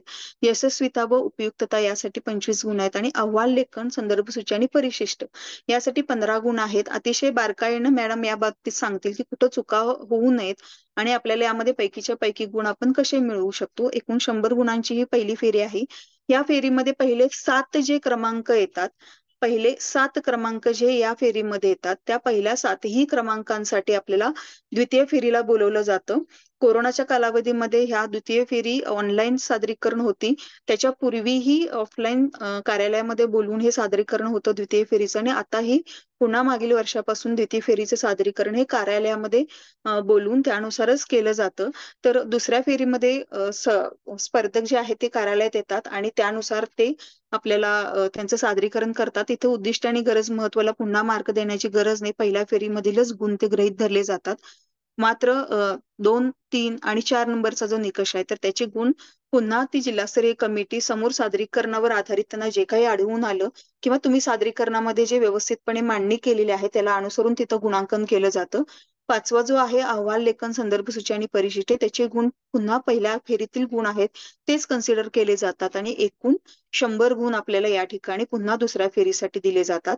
आता ह्या दुसऱ्या फेरीमध्ये या 7 पैकी 5 नवक्रमांची निवड केली जाते आणि हे 5 नवक्रम म्हणजे जिल्हास्तरीय पहिले 5 नवक्रम आणि यापैकी ज्यांचे 75% पेक्षा जास्त गुण होतात तर असे हे नवक्रम जे आहेत ते पुढे SART ला राज्यस्तरीय स्पर्धेसाठी फॉरवर्ड केलेले आपल्याला दिसून येतात आणि हे 5 नवक्रम मात्र जिल्हा स्तरावर त्यांना जो काही क्रमांक प्राप्त झालेला आहे त्या क्रमांकाचे ते मानकरी असतात. म्हणजे ते पहिला 5 क्रमांक आपण तिथं डिक्लेअर करतो. हे 5ही गटासाठी आहे. मात्र तिसरा आणि चौथा आणि 5वा गट जो आहे तो थेट विभाग स्तरावर त्यांचं ही पहिली फेरी पार पडते आणि दुसऱ्या फेरीसाठी असेच पहिले 5 जे नंबर आहे ते विभाग स्तरावरून थेट राज्य स्तरासाठी फॉरवर्ड केले जातात आणि त्या ठिकाणी आपल्याला त्याचं गुणदान केलेलं दिसून येतं. सर पुढचं आपण थोडंसं स्क्रोल करा. ओके, दुसरा टप्पा. Okay, thank you sir. तर दुसऱ्या टप्प्यावर आपण पाहू शकतो की हे राज्य स्तरावरील पुरस्कार आहेत. यामध्ये पूर्व प्राथमिक म्हणजे प्रत्येक 5च्या 5 गटानुसार प्रथम पारितोषिक पहिले 5 आहेत ते प्रथम पारितोषिकाचे मानकरी आहेत. तिथून पुढचे 2 आहेत ते उत्तेजनार्थ आहेत आणि शेवटचे 3 जे आहेत ते मात्र सादरीकरणाचं प्रमाणपत्र. म्हणजे राज्य स्तरावर एकूण 10 नवक्रमांना किंवा स्पर्धकांना हे गुणदान करून त्यांना पारितोषिक वितरण केलं जातं. म्हणजे राज्य स्तरावर 10 क्रमांक काढले जातात. जिल्हा स्तरावर मात्र 5 क्रमांक देण्यात येतात. त्या 5 क्रमांकामध्ये ज्यांचे 75% पेक्षा अधिक गुण आहेत त्या सर्वांना आपण राज्य स्तरावर फॉरवर्ड करतो आणि मग राज्य स्तरावर एकूण 10 गुण दिले जातात. त्यामध्येच आपण आता पाहिलेलं आहे गुरु मॅडमना 1-2 वेळा तरी राज्य स्तरांच्या ह्या गुणांकन यादीमध्ये त्यांचं नाव आलेलं आहे. तर अशा पद्धतीने आपण नवक्रमाच्या बाबतीत खूप महत्वाची अशी ही स्पर्धा आहे. खूप शिक्षकांना याचा लाभ घेणं आवश्यक आहे. पर्यवेक्षण यंत्रणेला सुद्धा अशीच विनंती आहे की हा लाभ घ्यावा. आपल्याकडे रिपोर्ट तयार असतो. फक्त तो या फेरीसाठी आवश्यक किंवा स्पर्धेसाठी आवश्यक असणाऱ्या नियम अटींमध्ये घालून फक्त आपल्याला त्याचं सादरीकरण करायचं असतं आणि त्यानंतर आपण मग आपल्या ह्या स्पर्धेची मानकरी होऊ शकतो निश्चितच. तर मी आता गुरु मॅडम यांना विनंती करते की त्यांनी या नवक्रम लेखनाचा जो खूप चांगला अनुभव त्यांच्याकडे आहे आणि त्याच्या जोरावर त्यांनी आतापर्यंत जे काही ज्ञान प्राप्त केलेले आहे तर कृपया आपल्या सर्व आता जे यासाठी उपस्थित आहेत किंवा शिक्षण परिषदेच्या माध्यमातून प्रत्येक शिक्षकांपर्यंत ही माहिती व्यवस्थित जाण्यासाठी आपलं सादरीकरण सुरू करावं. धन्यवाद सर. धन्यवाद मॅडम. प्रथमतः डाएटचे मी मनपूर्वक आभार मानते की माझा जे तोडका मोडका अनुभव आहे तो शेअर करण्याची संधी मला दिली. डाएटचे प्राचार्य आणि सन्माननीय सर्व प्राध्यापक वर्ग जे आहेत ते अतिशय या विषयामध्ये नवोपक्रम लेखन आणि कृती संशोधन या विषयामध्ये त्यांचा खूप छान हातखंडा आहे. त्यांच्याच मार्गदर्शनाखाली मीही हा नवोपक्रम लेखन हा भाग मी लिहित गेले आणि जसं जसं मी लिहित गेले तसं माझ्यातल्या चुका मला लक्षात यायला लागल्या आणि त्या चुकांच्या दुरुस्तीतूनच मला हा अनुभव माझा भक्कम होत गेलेला आहे. आता या सर्व प्राध्यापक लोकांसमोर बोलणं म्हणजे समुद्राला नळांनी पाण्याचं महत्व सांगितल्यासारखं होईल. तरी देखील जी संधी दिलेली आहे त्याबद्दल प्रथम मी डाएटचे आभार मानते. प्रथमतः आपण नवोपक्रम आणि कृती संशोधन आता सन्माननीय डॉक्टर बुधाराम सरांनी कृती संशोधन विषयी मार्गदर्शन केलं आणि सन्माननीय पुजारी मॅडम यांनी नवोपक्रम विषयी सांगितलेले आहे. पण या दोन गोष्टींमध्ये काही थोडासा फरक आहे, तो प्रथम आपण थोडक्यात समजावून घेऊयात. तर हा कृती संशोधन आता सरांनी सांगितल्याप्रमाणे समस्येचे निराकरण करते. म्हणजे एखादी समस्या जर तुम्हाला जाणवली तर त्या समस्येचे निराकरण करण्यासाठी तुम्ही कृती संशोधन करता. आणि नवोपक्रम मध्ये आपण सर्वात मुख्य हेतू जो आहे नवोपक्रमाचा तो आहे नाविन्यता. म्हणजे काहीतरी नवीन उपक्रम तुम्हाला तिथं राबवायचा आहे, नाविन्यतेला जास्त महत्व आहे. आणि कृती संशोधन मध्ये स्वतःला जाणवलेली समस्या असते, एखादी समस्या स्वतःला जाणवलेली असते आणि ती समस्या निराकरणासाठी तुम्ही प्रयत्न करता. परंतु नवोपक्रमाची गरज भासलेली असते, ती समस्या सोडवण्यासाठी एक गरज भासते आणि ते गरज भागवण्यासाठी आपण नवोपक्रम नवीन एखादी कल्पना राबवतो. आणि कृती संशोधन मध्ये आपली समस्या सुटली की आपल्याला आनंद होतो. तसाच नवोपक्रमामध्ये नाविन्यपूर्ण उपक्रम राबवल्यानंतर आपल्याला एक आनंद मिळतो. कृती संशोधन एका शास्त्रीय पद्धतीने लेखन आणि मांडणी करतात. अक्षरशः शीर्षकापासून ते प्रत्येक जे प्रकरण सांगितले बुधाराम सरांनी त्या प्रकरणाचे लेखन करण्याची शास्त्रीय पद्धत, शास्त्रीय वाक्य, त्यांची शब्दरचना ही ठरलेली आहे. परंतु नवोपक्रमामध्ये मात्र तुमच्या लेखन शैलीला स्वातंत्र्य दिलेले आहे. मुक्त लेखन शैली वापरू शकता, पण ठराविक जे 7-8 मुद्दे दिलेले आहेत त्या मुद्द्यांना धरून तुम्ही तुमची लेखन शैली वापरू शकता. अशा पद्धतीने मी इथं तुम्हाला कृती संशोधन आणि नवोपक्रम यातला फरक थोडक्यात सांगितलेला आहे. तर नवोपक्रम म्हणजे काय, तर एखादा नवीन उपक्रम, एखादी समस्या जाणवली असेल तर ती समस्या सोडवण्यासाठी एखादा नवीन उपक्रम. मग हा नवोपक्रम आहे तो कमीत कमी 60 दिवस म्हणजे 2 महिने आणि जास्तीत जास्त तुम्ही 1 वर्ष 2 वर्ष राबवू शकता. पण असं नाही की मी एखादा उपक्रम एका आठवडा घेतला, एखाद दिवशी घेतला तो माझा नवोपक्रम होईल. ही शंका मनातून दूर करा. नवोपक्रम कमीत कमी 60 दिवस म्हणजे 2 महिने राबवायला पाहिजे. जास्तीत जास्त तुम्ही 1 वर्ष 2 वर्ष राबवू शकता. मग एखादी गोष्टीमध्ये सातत्य ठेवायचं असेल तर तुमच्याकडे त्रिसूत्रीचा अवलंब पाहिजे. तुमच्याकडे जबरदस्त इच्छाशक्ती असायला हवी. नवीन काहीतरी करायचं म्हटलं की कल्पनाशक्ती असायला हवी आणि सलग 60 दिवस 2 महिने 3 महिने एखादा उपक्रम घ्यायचा म्हटलं तर कष्ट घेण्याची तयारी पाहिजे. कारण त्यासाठी नियोजन, तयारी यासाठी तुम्हाला भरपूर वेळ त्या ठिकाणी द्यावा लागेल. त्याच पद्धतीने जे नवोपक्रमामध्ये तुम्ही उपक्रम निवडणार आहात त्यामध्ये सर्जनशीलता दिसायला हवी. इनोव्हेटिव्ह म्हणतो आपण, इनोव्हेटिव्ह आयडियाज म्हणतो. त्या इनोव्हेटिव्ह आयडियाज तुमच्या नवोपक्रमामध्ये दिसायला हव्यात. कारण नवोपक्रम मध्ये नाविन्यतेला जास्त महत्व आहे.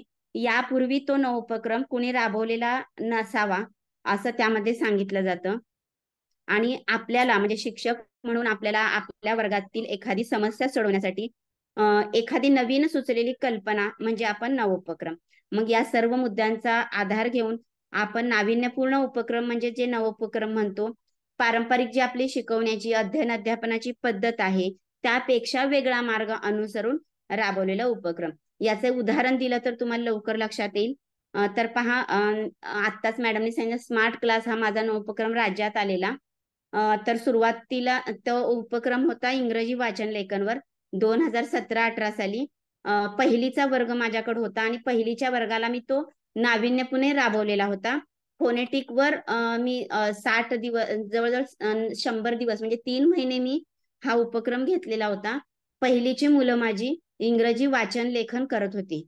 म्हणजे पहिलीच्या वर्गाला लेखन वाचन इंग्रजी शब्दांचा अपेक्षित नसताना मी नाविन्यपूर्ण प्रयोग त्या पहिलीच्या वर्गावर केला. यावरून तुमच्या लक्षात आलं असेल की आपण जी पारंपरिक पद्धत आहे त्याला भेदून आपण काहीतरी नवीन जेव्हा राबवतो तेव्हा तो नाविन्यपूर्ण उपक्रम किंवा नवोपक्रम होऊ शकतं. Next slide. त्यानंतर पहा आपण नवोपक्रम लेखन कसं करायचं याविषयी आपण अधिक माहिती पाहणार आहोत. कारण खूप शिक्षक असे आहेत की खूप सुंदर सुंदर उपक्रम राबवतात, परंतु नवोपक्रम लेखन मध्ये कुठंतरी त्यांच्यात कमतरता दिसून येते. मग नवोपक्रम लेखन कशा पद्धतीने करायचं ते पाहूया. शिंदे सरांना विनंती करते. तर पहा, नवोपक्रम लेखन करत असताना तुम्ही काही इथं 4 महत्वाचे निकष दिलेले आहेत बघा. नाविन्यता, यशस्वीता, उपयुक्तता. याला तर आता मॅडमनी सांगताना तुम्ही मूल्यांकन मध्ये पाहिलं असेल 25, 25, 25 गुण आहेत. म्हणजे जवळजवळ 75% गुण तुम्हाला यामध्ये मिळून जातात. 3 नवोपक्रम: नाविन्यता, यशस्वीता, उपयुक्तता. मग नाविन्यता म्हणजे काय? ही नाविन्यता स्थल सापेक्ष, व्यक्ती सापेक्ष, काल सापेक्ष ठरायला हवी. म्हणजे एखादा मी जर उपक्रम राबवला तर तो मी या वर्षी राबवला असेल तर काही वर्षानंतर सुद्धा तो मला राबवता आला पाहिजे. या ठिकाणी आता एखाद्या मिरजगी शाळेत राबवला असेल तर दोड्डाळ शाळेत राबवताना सुद्धा मला तो नाविन्यपूर्ण वाटला पाहिजे. अशा पद्धतीने स्थल सापेक्ष, काल सापेक्ष, व्यक्ती सापेक्ष. माझ्याऐवजी दुसऱ्या शिक्षकांनी जर त्यांच्या शाळेत तो उपक्रम राबवला तर त्यांना सुद्धा तो उपयुक्त ठरला पाहिजे. म्हणजेच नाविन्यता, यशस्वीता आणि उपयुक्तता याला 3 निकष पुन्हा जोडा: काल सापेक्ष, व्यक्ती सापेक्ष आणि स्थल सापेक्ष. म्हणजे व्यक्ती बदलला, स्थल बदललं, काल बदललं तरी पण या नवोपक्रमाची जी यशस्वीता आहे ती अबाधित राहिली पाहिजे, उपयुक्तता अबाधित राहिली पाहिजे, नाविन्यता अबाधित राहिली पाहिजे. आणि दुसरी गोष्ट, 4था निकष आहे वर्तमानकालीन संदर्भ. म्हणजे तुम्ही जो नवोपक्रम राबवत असताना सध्या जी समस्या आहे, वर्तमान काळाची समस्या आहे त्याच्याशी निगडीत घ्या. म्हणजे तुम्हाला तो उपक्रम नाविन्यपूर्ण वाटेल. नाहीतर आता फोनेटिकवर भरपूर शाळा राबवतात आणि पुन्हा जर आपण फोनेटिकवर घ्यायला लागलं तर त्यातली नाविन्यता आता कमी झालेली आहे. मग तिथं वर्तमानकालीन संदर्भ तिथं कुठंशी तुटक व्हायला लागते. मग आता वर्तमानकालीन काही समस्या आहेत, शासनाचे काही नियम आहेत, शासनाची काही ध्येय धोरणं आहेत. त्या ध्येय धोरणाशी संबंधित जर तुम्ही नवोपक्रम राबवलात तर नक्कीच तुमचा नवोपक्रम नवीन वाटू लागेल. तर कोविडमध्ये पुन्हा एक मला चान्स मिळाला होता. मी कोविड हायटेक हा नवोपक्रम राबवला आणि तो राज्यात 3रा आला. तर मी वर्तमानकालीन संदर्भ त्या ठिकाणी काय घेतलं तर शाळा बंद होत्या, शिक्षण थांबलेलं होतं. अशा वेळेस प्रत्येक माझ्या शाळेबरोबर, माझ्या विद्यार्थ्यांबरोबर मी माझ्या तालुक्यातील, माझ्या जिल्ह्यातील, माझ्या राज्यातील इतर विद्यार्थ्यांपर्यंत मी कसं पोहोचेल यासाठी मी त्या ठिकाणी कोविड हायटेक हा उपक्रम राबवला. त्या अंतर्गत व्हॉट्सअप ग्रुप, युट्यूबच्या माध्यमातून मी राज्यापर्यंत अनेक शाळापर्यंत पोहोचण्याचा प्रयत्न केला. म्हणजेच वर्तमानकालीन संदर्भ मी माझ्या नवोपक्रमाला तिथं जोडलेला आहे. Next slide. त्यानंतर बघा, प्रत्यक्ष नवोपक्रम अहवाल लेखन कशा पद्धतीने करायचं. त्या अहवाल लेखनामध्ये जवळपास 8 मुद्दे आहेत. त्या 8 मुद्द्यांना धरून तुम्हाला अहवाल लेखन करायचं आहे. पहिला मुद्दा आहे नवोपक्रमाचे शीर्षक. तर पहा, नवोपक्रमाचे शीर्षक देताना उगाचच अलंकारिक शब्द वापरायचे नाहीत. म्हणजे आणि खूप मोठे असे कृती संशोधनाला जसं आपण शीर्षक देतो, जिल्हा परिषद प्राथमिक मराठी शाळा दोड्डाळ येथील 3रीच्या विद्यार्थ्यांची वाचनाची समस्या सोडवण्यासाठी केलेल्या उपाययोजना, असं लांब लचक शीर्षक जसं कृती संशोधनला देतो तसं शीर्षक नवोपक्रम मध्ये अपेक्षित नाही. नेमके नाव तिथं द्यायचं आहे तुम्हाला. आणि नवोपक्रमाचं नाव असं द्या, शीर्षक असं द्या की नवोपक्रमाचं नाव वाचल्या वाचल्यात हा नवोपक्रम नवीन आहे किंवा हा नवोपक्रम कशाच्या संदर्भात आहे, कोणत्या विषयाच्या संदर्भात आहे याची कल्पना परीक्षकांना सहज आली पाहिजे.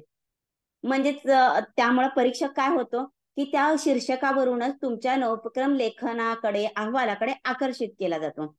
म्हणून उगाचच अलंकारिक मोठाले नाव न वापरता नेमके नाव, संपूर्ण नवोपक्रमाची दिशादर्शक नाव असं तुम्हाला तिथं द्यायचं आहे. दुसरा मुद्दा लिहायचा आहे नवोपक्रमाची गरज आणि महत्व. तर पहा, नवोपक्रमाची गरज आणि महत्व याला सुद्धा मे बी 10 का 15 गुण आपल्याला मूल्यांकनामध्ये आहेत. हा सुद्धा मुद्दा खूप महत्वाचा आहे. तर नवोपक्रमाची गरज आणि महत्व या ठिकाणी तुम्हाला लेखन करताना उपक्रम निवडण्याचे कारण हे प्रभावी असावे.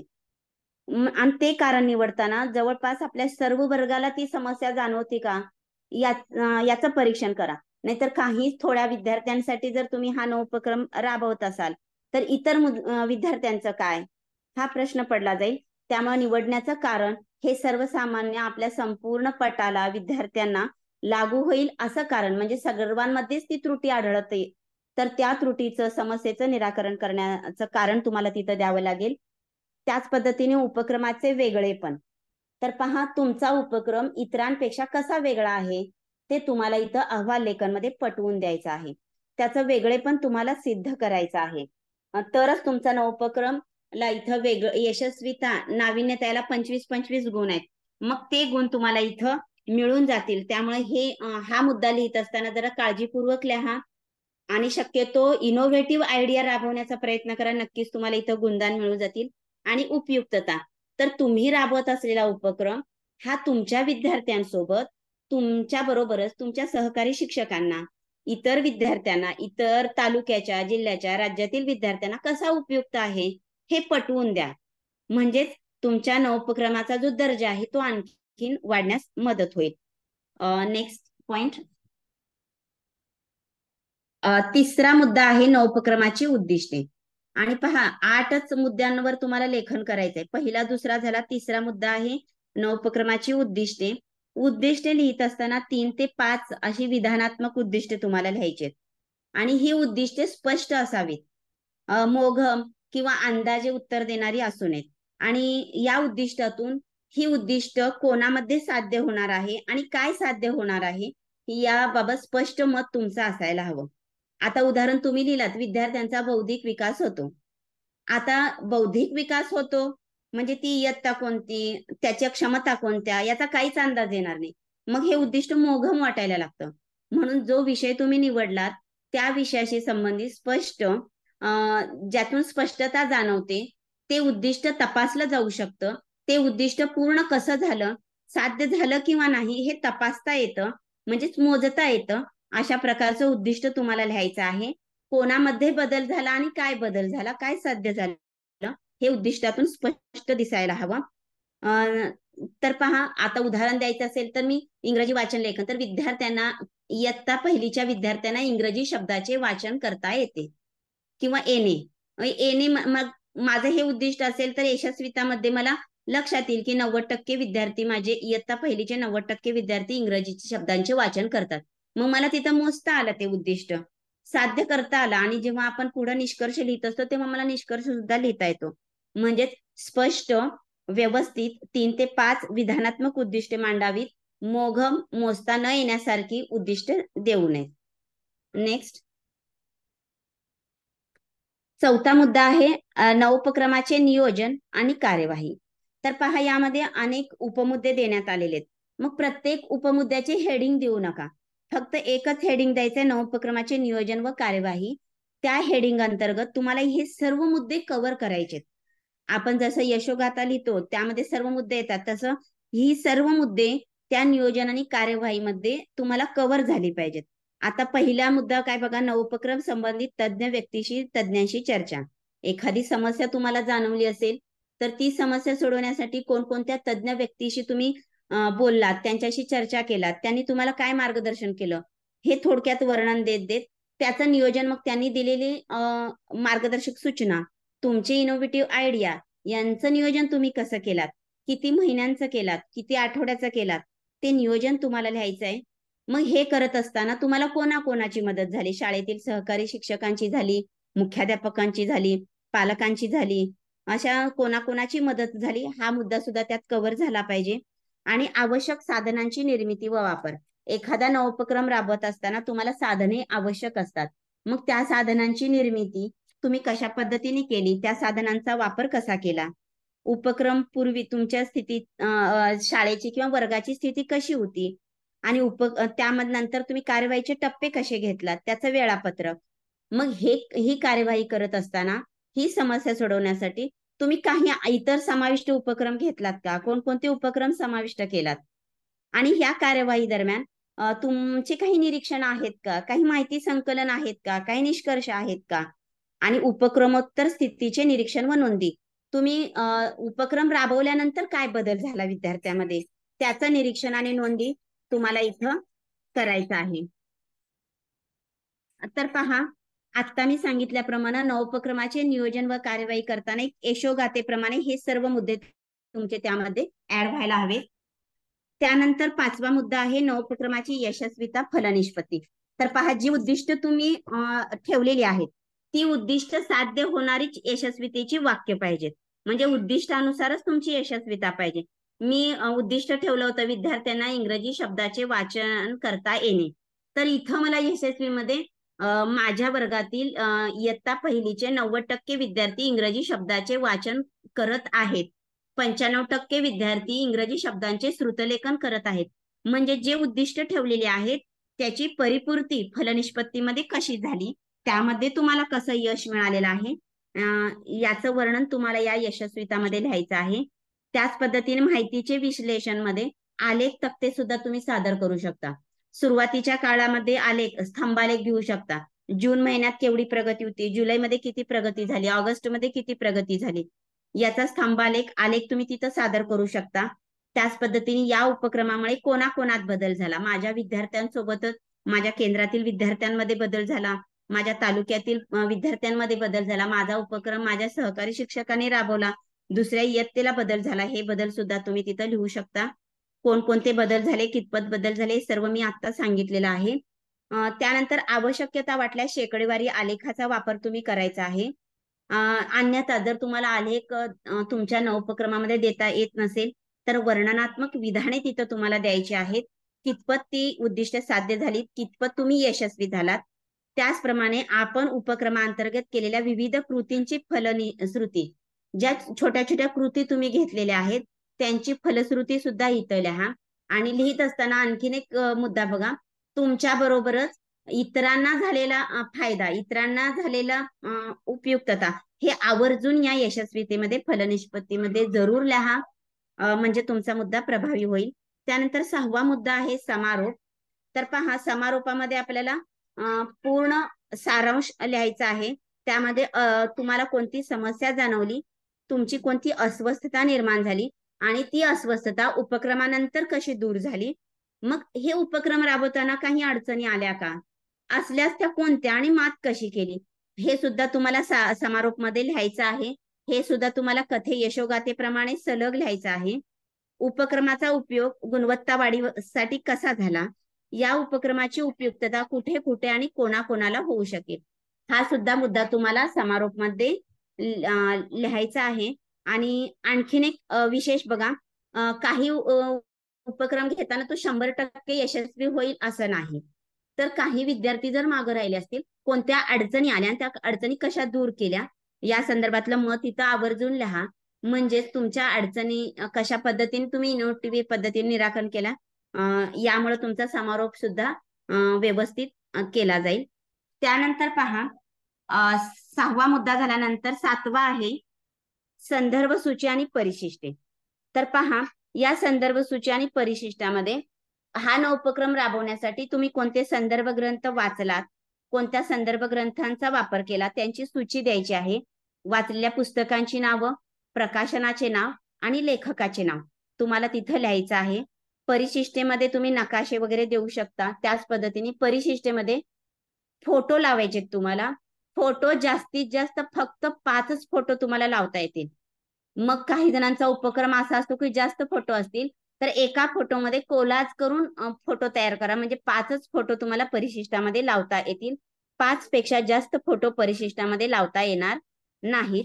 त्यानंतर तुम्ही पूर्व चाचणी घेतली असेल, उत्तर चाचणी घेतली असेल तर त्याच्या प्रश्नपत्रिका, प्रश्नावली घेतली असेल तर प्रश्नावली लावा.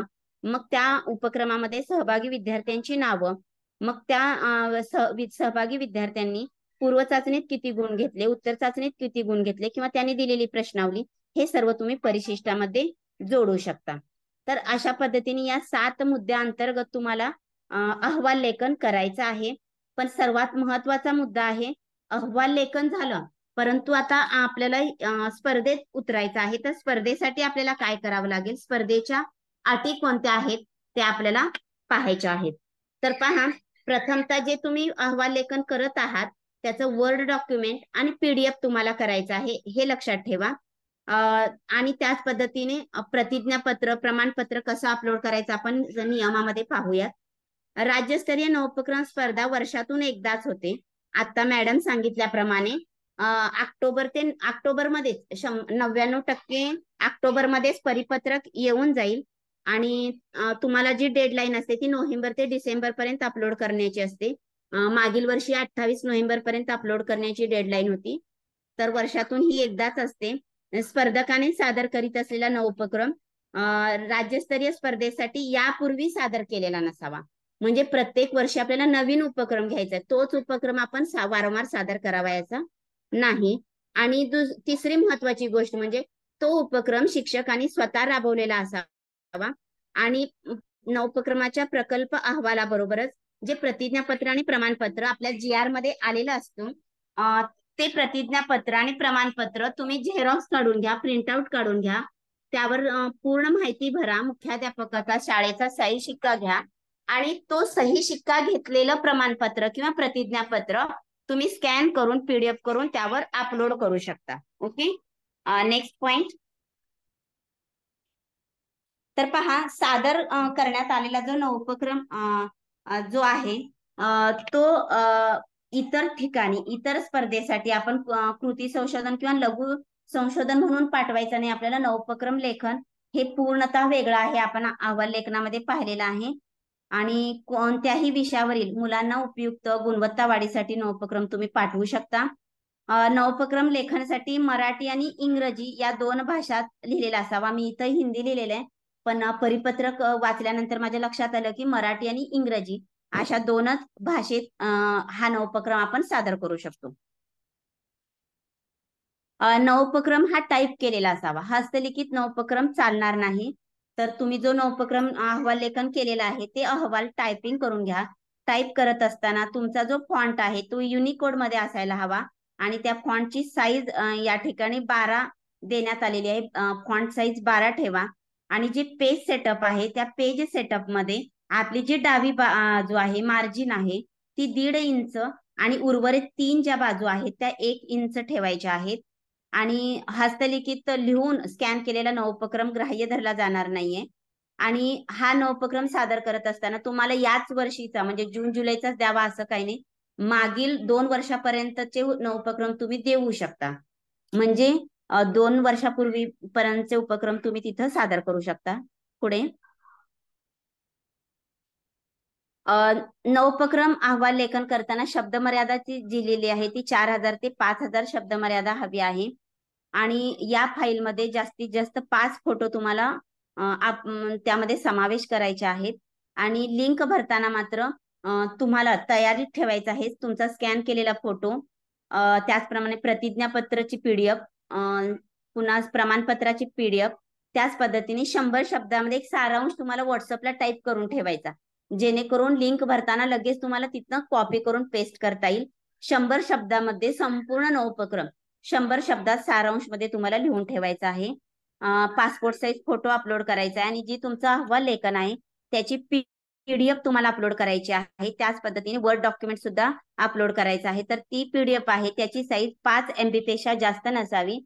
तर तुम्ही कम्प्रेस करून त्याची साईज 5 MBच्या आत घेऊन ती अपलोड करू शकता. नेक्स्ट. तर पहा, सांगितलं वर्ड डॉक्युमेंट आणि PDF दोन्ही तुम्हाला अपलोड करायचे आहेत. त्याच पद्धतीने या नवोपक्रमाशी संबंधित काही व्हिडिओ तुम्ही युट्यूबवर शेअर केला असाल तर त्या युट्यूबची लिंक सुद्धा तुम्हाला ती स्पर्धेसाठी जेव्हा तुम्ही नवोपक्रम अपलोड करता, स्पर्धेत सहभागी होता, ती लिंक तिथं तुम्हाला पेस्ट करावी लागणार आहे, सबमिट करावी लागणार आहे. आणि इथं नवोपक्रम सादर करण्यासाठी इथं एक लिंक दिलेली आहे मी SCERT ची, त्या लिंकवर तुम्ही अपलोड करू शकता. आताच मॅडमने मूल्यांकन सांगितलेलं आहे, जिल्हा आणि राज्य स्तरावर मूल्यांकन कशा पद्धतीने केलं जातं ते. आणखीन एक मूल्यांकनामध्ये महत्वाचा मुद्दा बघा, जिल्हा स्तरावर 2 फेऱ्या त्यांनी सांगितलं, प्रथम फेरी आणि द्वितीय फेरी. इथं गुणदान आहे. पहिला फेरी फक्त आपला अहवाला संदर्भात असतं, आपण जे अहवाल अपलोड केलेला असतो, PDF अपलोड केलेली असते त्याला अनुसरून इथं गुणदान केलं जातं. द्वितीय फेरीत मात्र पहिला मुद्दा नवोपक्रम उद्दिष्ट, गरज, महत्व आणि शेवटचा अहवाल लेखन 10 आणि 15 25 गुण जसेच्या तसे पहिल्या फेरीतले गुण द्वितीय फेरीमध्ये ग्राह्य धरले जातात. द्वितीय फेरीमध्ये आपलं मुलाखत होते आणि त्या मुलाखतीमध्ये नाविन्यता, प्रत्यक्ष कार्यवाही आणि उपयुक्तता 25-25 75 गुणाची मुलाखत होते किंवा तपासणी होते, तुमच्या वर्गाची तपासणी होते. त्यामध्ये जे गुण पडतात त्यावरून तुमचा निकाल लावला जातो. आणि जसं जिल्हास्तरीय मूल्यांकन आहे तसंच सेम राज्यस्तरीय असतं. आणखीन एक पहा, म्हणजे असाही काही लोकांमध्ये शंका आहे की माझा जिल्ह्यात प्रथम क्रमांक आलेला होता पण राज्यात आला नाही. इथं पहा, जिल्ह्यात तुमचा कितवाही क्रमांक असो, पहिला, दुसरा, तिसरा, चौथा, पाचवा, जिल्ह्याचे 5 नवोपक्रम हे राज्याला सबमिट केले जातात. असे प्रत्येक जिल्ह्यातून 5-5 नवोपक्रम आल्यानंतर राज्यस्तरावर फक्त 10 टॉप 10 निवडले जातात. ते टॉप 10 कुठून निवडले जातात तर अहवाल लेखन PDF वरून निवडले जातात. म्हणून अहवाल लेखन अतिशय महत्वाचं आहे. अहवाल लेखनावरून निवडले जातात. मग आता सोलापूर जिल्ह्यात 3रा क्रमांक असून सुद्धा माझा राज्यात निवडला गेला. का तर माझं अहवाल लेखनाचं मूल्यांकन जिल्हास्तरीय कोणत्या पद्धतीने झालं आणि राज्यात यामध्ये तफावत आढळू शकते. त्यामुळे मनातली ही शंका काढा की माझा जिल्ह्यात फर्स्ट नंबर असून सुद्धा माझा राज्यात नंबर आला नाही. अनेक जण मला तसा प्रश्न विचारलेला होता, पण जेव्हा माझा नंबर आला तेव्हा राज्यस्तरीय त्या ऑनलाईन ह्याच्यामध्ये मला ती शंका दूर झाली की त्यांचं स्वतंत्र असं मूल्यांकन असतं तुमच्या अहवालाचं. त्यामुळं राज्यातून फक्त 10 जणांचे नवोपक्रम टॉप 10 म्हणून निवडले जातात आणि पुन्हा राज्यस्तरावर त्यांची द्वितीय फेरी होते, त्यांचं पुन्हा मुलाखत होते आणि त्यातून प्रथम 5 पारितोषिक पात्र, 2 उत्तेजनार्थ आणि 3 त्यांचे प्रमाणपत्र साठी यशस्वी शिक्षक म्हणून ते निवडले जातात. अशा पद्धतीने हे मूल्यांकन या ठिकाणी केलेलं आहे. तर मला जेवढी माहिती आहे ती सांगण्याचा मी इथं या ठिकाणी प्रयत्न केलेला आहे. माझ्या सांगण्यामध्ये चुकून काही नजर चुकीने म्हणा किंवा माझ्या काही बोलण्यातून चुकीतून काही राहून गेल्यास मी क्षमा मागते, दिलगिरी व्यक्त करते. आणि डाएटने मला इथं मार्गदर्शन करण्याची संधी दिली त्याबद्दल पुनश्च एकदा मी डाएटचे आभार मानते. थँक्यू. धन्यवाद मॅडम. अतिशय सुंदररित्या आपण हे सर्व माहिती सांगितलेली आहे आणि अतिशय अचूक प्रकारे मार्गदर्शन केलेलं आहे आणि आपला या क्षेत्रातला अनुभव खूप मोठा आहे आणि त्या अनुभवाचा फायदा निश्चितच जिल्ह्यातील सर्व शिक्षकांना होईल अशी आमची अपेक्षा आहे. आणि यावर्षी मॅक्झिमम नवोपक्रम स्पर्धेमध्ये सहभागी होतील आणि आपल्या सोलापूर जिल्ह्यातील काही शिक्षकाचे नवोपक्रम हे राज्यस्तरावर गौरवले जातील याबद्दल निश्चितच आपण अपेक्षा व्यक्त करूयात. यानंतर पुढचा विषय आहे विद्यार्थी शिंदे लाभाच्या साहेब, विविध योजना आणि ते शिंदे साहेब, सांगण्यासाठी मी सुभाष बुवा शशिकांत सर यांना शिंदे विनंती साहेब, करतो. हो बोला. तत्पूर्वी मला वाटते दिगंबर काळे सरांना या मुद्द्याला काहीतरी जोडायचं होतं. हम्म हम्म हम्म आहे का वेळ? त्यांनी नाही, मेसेज दिला. आपल्याकडे जरा आता वेळेची कमतरता आहे आणि त्यामुळं आपण शेवटी घेऊयात. ठीक आहे. तर धन्यवाद मान्य शिंदे सुभाष साहेब. बुवा सर यांनी विद्यार्थी लाभाची योजना याच्याबद्दल माहिती सांगावी. थँक्यू. धन्यवाद शिंदे साहेब. आपल्याला माहित आहे की RT 2009 नुसार प्रत्येक विद्यार्थ्याला दर्जेदार आणि गुणवत्तापूर्ण शिक्षण देणं हे शिक्षण क्षेत्रातल्या प्रत्येक घटकाची म्हणजे अगदी शिक्षकापासून ते शिक्षक संचालक असेल ते शिक्षण सचिव या सर्वांच्या पर्यंतची जबाबदारी आहे. मग दर्जेदार शिक्षण देणे म्हणजे फक्त वर्गात अध्ययन अध्यापनापुरतं ते मर्यादित नाही. कारण प्रत्येक विद्यार्थी शिक्षणाच्या प्रवाहात आला पाहिजे, आल्यानंतर तो टिकला पाहिजे आणि टिकला तर तो शिकतो. आणि शिक्षण प्रवाहात असणाऱ्या प्रत्येक विद्यार्थ्याची परिस्थिती मग आर्थिक असेल, सामाजिक असेल, भौगोलिक असेल किंवा ऐतिहासिक सुद्धा असेल, प्रत्येकाची परिस्थिती वेगळी वेगळी आहे. त्या सगळ्यांना आपल्याला एकाच प्लॅटफॉर्मवर आणून दर्जेदार शिक्षण द्यायचं आहे. मग हे सर्वांना एकाच प्लॅटफॉर्मवर आणायचं असेल तर काय करावं लागेल? केवळ अध्ययन अध्यापनामध्ये बदल करून चालेल का? तर तेवढंच नाही तर त्याला पूरक अशा काही गोष्टी सुद्धा करणं गरजेचं आहे. ही बाब लक्षात घेऊन फार पूर्वीपासूनच शासन ज्या ज्या विद्यार्थ्यांना ज्या प्रकारच्या सोयी उपलब्ध करून दिल्यामुळं त्याच्या शिक्षणाचा दर्जा वाढेल अशा सोयी सुविधा उपलब्ध करून देण्याचा प्रयत्न करत आहे. आणि त्यालाच आपण वेगवेगळ्या योजनांच्या नावाने ओळखतो. मग ती योजना कुठलीही असो, मग अगदी एखादी शिष्यवृत्ती असो किंवा शालेय पोषण आहार योजनेसारखी योजना असो, अशा अनेक योजना शासन विद्यार्थ्यांना राबवत आहे.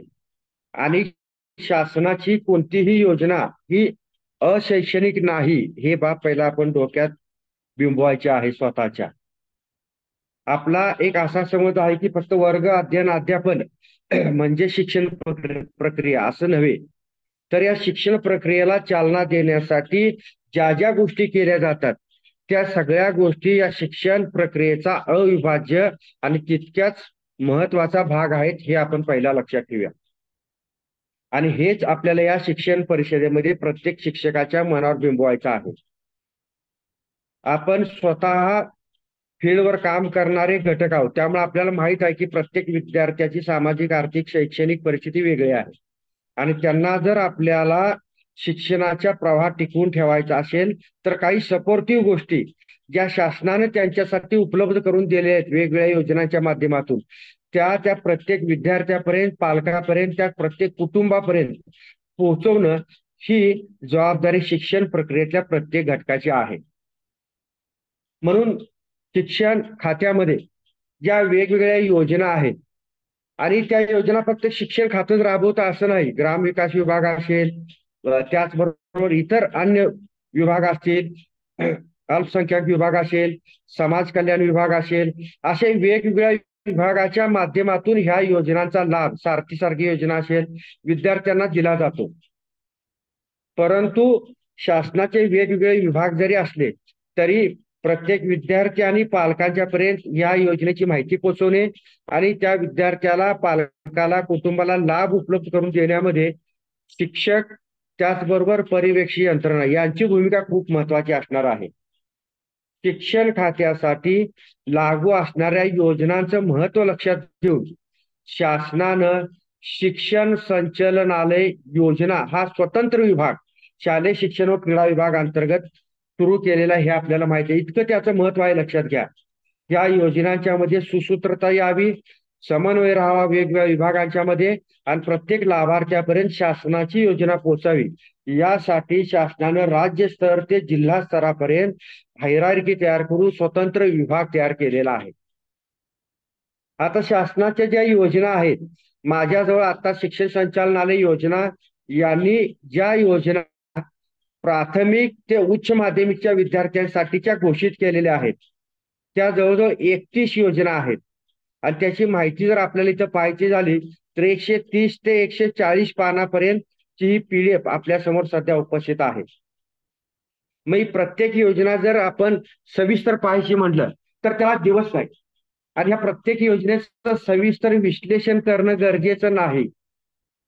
त्या PPT मध्ये नेमकं काय आहे आणि त्याचा वापर करून आपण लाभार्थ्यांच्यापर्यंत कशा पद्धतीनं प्रत्येक योजना पोहोचवायची आहे याचा फक्त आपण या ठिकाणी विचार करणार आहोत. येत्या शिक्षण परिषदेमध्ये आपल्याला एक महत्वाचं स्टेटमेंट करायचं आहे, ते म्हणजे विद्यार्थ्यांसाठी राबवली जाणारी प्रत्येक योजना ही शिक्षण प्रक्रियेचा भाग आहे आणि ती शैक्षणिक आहे, या दृष्टीने आपण त्याच्याकडे पाहायचं आहे. आता याच्यामध्ये एकूण 31 योजना आहेत. या 31 योजना मग सर्वच्या सर्व प्राथमिकला, माध्यमिकला किंवा उच्च माध्यमिकला लागू आहेत का? तर नाही. यातल्या काही योजना या प्राथमिकला आहेत, काही योजना माध्यमिकला आहेत, काही योजना उच्च माध्यमिकला लागू आहेत, काही योजना अल्पसंख्याक विद्यार्थ्यांना लागू आहेत, काही योजना फक्त मागासवर्गीय विद्यार्थ्यांसाठी आहेत, काही योजना फक्त मुलींसाठी आहेत. मग त्या योजनांचं आपल्याला गट तयार करून विश्लेषण करून माझ्या शाळेतला मी कोणत्या स्तरावर शिकवतो, जर प्राथमिक स्तरावरच्या मुख्याध्यापकाने माझ्या शाळेला कोणत्या योजना लागू आहेत, माध्यमिक, उच्च माध्यमिक, त्या शाळेच्या मुख्याध्यापकाने, त्या वर्गाला शिकवणाऱ्या वर्ग शिक्षकाने माझ्या विद्यार्थ्यांसाठी कोणत्या यातल्या योजना लागू आहेत याचा बारकाईने अभ्यास करणं गरजेचं आहे. ही PPT आम्ही आपल्याला शेअर करणारच आहोत. PPT सर्वांच्या मोबाईलमध्ये फक्त शिक्षकच नव्हे, मुख्याध्यापक, शिक्षक, पालक, विद्यार्थी प्रत्येकांच्या पर्यंत ही योजनाची PPT आपण पोहोचवणं गरजेचं आहे. का गरजेचं आहे? पुढचे पेज घ्या, शिंदेकर, पेज नंबर 2 घ्या. काय दिलंय त्याच्यामध्ये आपण पाहूया. बघा, आता पहिली जी योजना दिलेली आहे आपल्याला, फक्त काय दिलंय आपण नमुने दाखले पाहणार आहोत.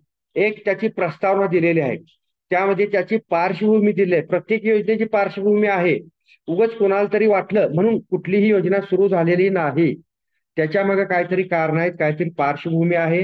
त्याच्यावर खूप उहापोह विचार विनिमय होऊन त्याची यशस्वीता तपासून त्याची प्रायोगिक तत्वावर अंमलबजावणी करून मग ही प्रत्येक योजना राष्ट्रीय स्तरावर, राज्य स्तरावर राबवली गेली आहे, लक्षात घ्या. यातल्या काही योजना या राष्ट्रीय स्तरावर राबवल्या जातात, काही योजना या राज्य स्तरावर राबवल्या जातात. आता ही जर आपण पहिली उदाहरण दाखल योजना पाहिली, राष्ट्रीय आर्थिक दुर्बल घटकासाठी असलेली शिष्यवृत्ती योजना, ज्याला आपण NMMS अशी आपण शिष्यवृत्ती म्हणतो. मग प्रत्येक योजनेला काय दिलं आहे, प्रस्तावना दिलेली आहे. त्या प्रस्तावनेमध्ये त्याची माहिती दिलेली आहे. पुढचे पेज घ्या शिंदे साहेब. त्याच्यानंतर त्या योजनेचे उद्दिष्ट दिले आहेत, हे महत्वाचं लक्षात घ्या. म्हणजे कोणती योजना राबवताना अगदी कोणाच्या तरी मनात आणून राबवल्या, त्याच्या मागे निश्चित असं उद्दिष्ट आहे. ते उद्दिष्ट आपल्याला समजून घ्यायचं आहे.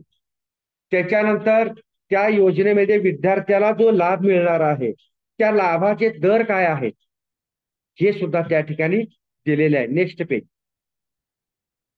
त्याच्यानंतर प्रत्येक योजनेसाठी आवश्यक कागदपत्रे कोणती आहेत हे लक्षात घ्या. सगळ्यात महत्वाचं काय आहे की प्रत्येक योजनेला लागणारी जी काही बेसिक डॉक्युमेंट आहेत, उदाहरणार्थ उत्पन्नाचा दाखला असेल, जातीचा दाखला असेल किंवा अशा ज्या गोष्टी आहेत, ही प्रत्येक गोष्ट आपण काय करतो, शासन जेव्हा डिक्लेअर करते किंवा मुदत देते एखाद्या शिष्यवृत्ती किंवा एखाद्या योजनेअंतर्गत लाभार्थ्यांचे फॉर्म भरण्याचे 31 ऑगस्ट 2024 ही मुदत दिली समजा, आणि हे घोषित केलं कधी, 10 ऑगस्टला घोषित केलं. मग आपली पळापळ सुरू होते पालकांची, शिक्षकांची. मग ऐन टायमाला 8 दिवस कमी असतात, आपण पालकांना सांगतो की उत्पन्नाचे दाखले आणा, हे आणा, ते आणा, तहसीलदारचा दाखला आणा, आणि मग ऐन टायमाला आपल्याला कागदपत्र वेळेत मिळत नाहीत आणि मग मुलं त्या योजनेपासून वंचित राहतात.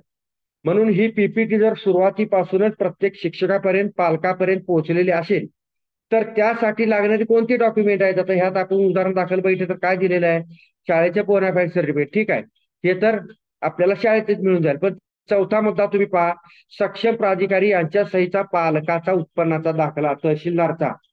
मग तो काय लगेच आपल्याला 1-2 दिवसात मिळणार का? त्याच्यासाठी आपल्याला आधी तलाठ्याकडून उत्पन्नाचा दाखला घ्यावा लागेल, त्याच्यानंतर ऍफिडेव्हिट करावी लागेल, मग तहसीलदारकडे आपल्याला ते ऍफिडेव्हिट जमा केल्यानंतर ते ठराविक दिवसाने मिळेल. म्हणून एक गोष्ट लक्षात घ्या की प्रत्येकाला या प्रत्येक योजनेसाठी लागणारे कागदपत्रे जर आधीच माहीत असतील आणि आपण पालकांना संपर्क करून सांगितले की तो आपला विद्यार्थी ह्या योजनेमध्ये किंवा ह्या योजनेचा लाभार्थी आहे, लाभ घेऊ शकतो, त्याला लाभ मिळू शकतो, आणि त्यासाठी लागणारी ही डॉक्युमेंट आहेत, आपण ती डॉक्युमेंट तयार ठेवावी. मग ते पालक डॉक्युमेंट तयार ठेवतील आणि मग जेव्हा शासन आपल्याला विशिष्ट मुदत देईल 8 दिवसाची, 10 दिवसाची, त्या योजनेमधले लाभार्थ्यांचे फॉर्म भरण्याची, तेव्हा आपली आणि पालकाची पळापळ होणार नाही आणि प्रत्येक विद्यार्थ्याला त्याचा लाभ मिळेल. पुढची स्लाइड. नेक्स्ट. त्याच्यानंतर पात्रतेचे निकष काय आहेत तेही दिलेले आहेत.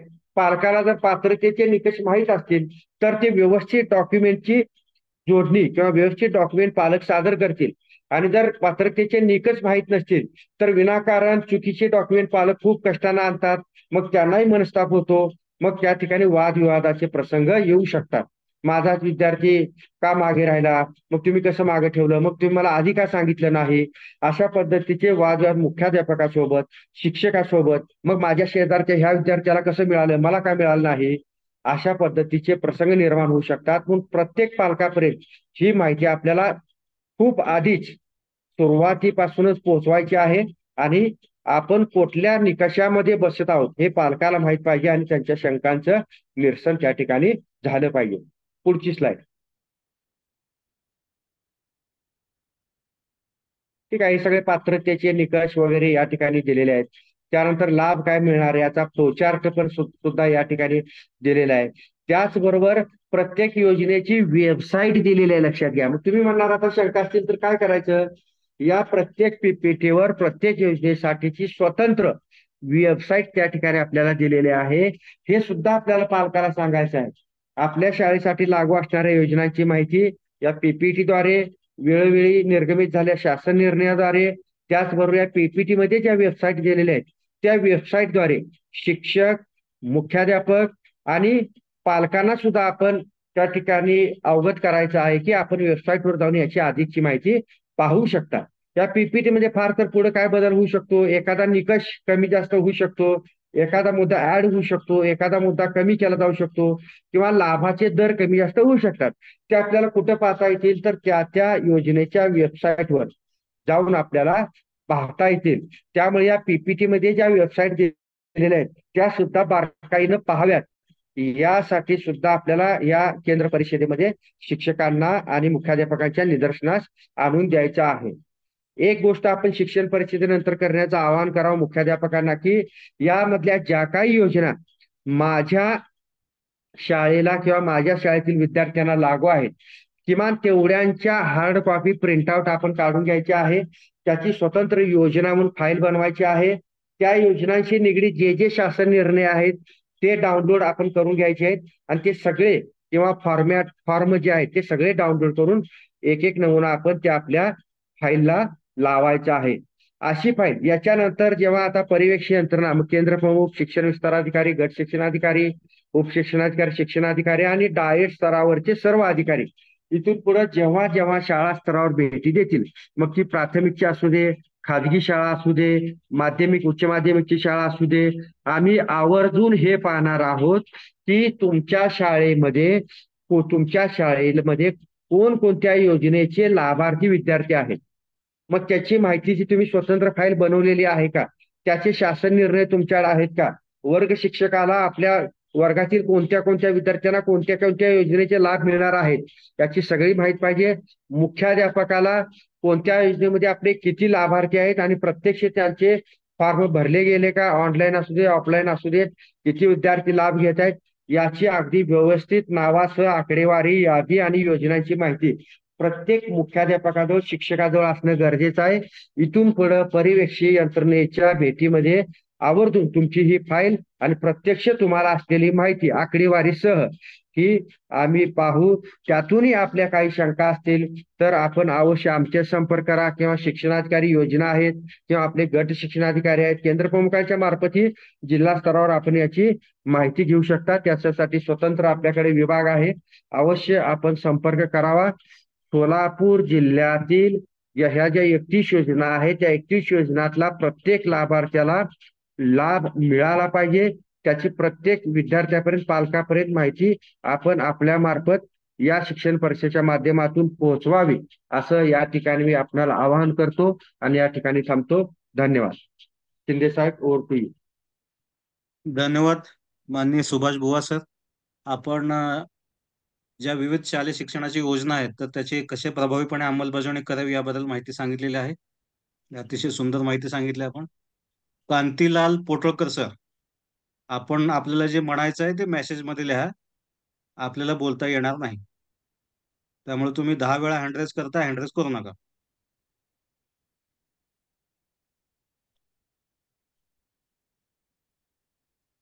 तर आपण थोडस पुढच्या विषयाकडे जाऊयात आता. आपल्याला ही मीटिंग 1 वाजता किंवा त्याच्या आत संपवायची आहे, कारण पुढे SRT ला आणखीन एक मीटिंग आहे. त्यामुळं एक 5 ते 7 मिनिटांमध्ये मी पुढच्या विषयाची मांडणी करतो.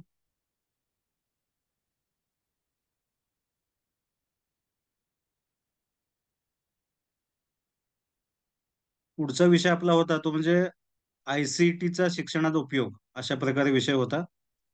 तर याच्यामध्ये आपण कोणकोणत्या गोष्टी वापरू शकतो ICT म्हणून, तर त्या गोष्टी आपण थोड्याशा बघूया त्याच्यामध्ये.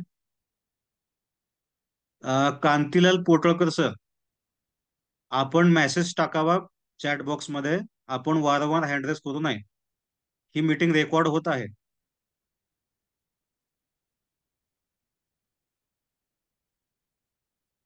तर विविध शैक्षणिक ऍप्स आहेत, तर त्या ऍप्स आपण वापर करू शकतो.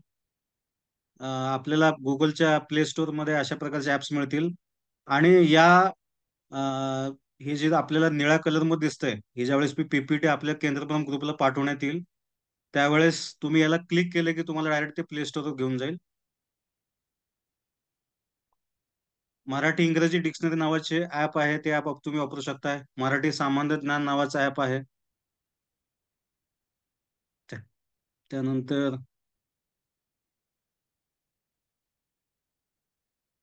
English grammar in Marathi, Marathi बालगीते, Marathi kids story, Marathi kids, अशा प्रकारचे वेगवेगळे ऍप्स आहेत. तर त्या ऍप सुद्धा वापर करू शकता आपण. त्यानंतर मराठी शब्दकोडे, मराठी सुविचार, मराठी बालवाडी, महाराष्ट्रातील किल्ले. बघा ह्या प्रत्येक या निळ्या शब्दाला आपण क्लिक केलं की आपल्याला हे डायरेक्ट प्ले स्टोअरवर जाऊन आपल्याला तो ऍप मिळू शकतो. अशा प्रकारची लिंकेज आपण या पीपीटी मध्ये केलेली आहे. आपल्याला ज्यावेळेस शेअर करण्यात येईल त्यावेळेस आपण हे घेऊ शकताय. मराठी म्हणी व वाक्यप्रचार, 5वी स्कॉलरशिप मराठी व्याकरण, संपूर्ण मराठी व्याकरण, मराठी बोधकथा, खेळ गणिताचा, विविध ऍप्स आहेत. या ऍपचा तुम्ही वापर करू शकता. त्यानंतर राष्ट्ररत्न, इंग्रजी शिका मराठीतून, ABC for kids, kids nursery rhymes, अशा प्रकारचे काही गुगल प्ले स्टोअरचे ऍप्स आहेत की जे आपण शालेय शिक्षणामध्ये वापरू शकतो. अशा ऍप्स मी तुम्हाला दाखवले. पुढे दीक्षावर जे काही व्हिडिओ आहेत किंवा कोर्सेस आहेत तर त्याचा देखील आपण वापर करू शकताय.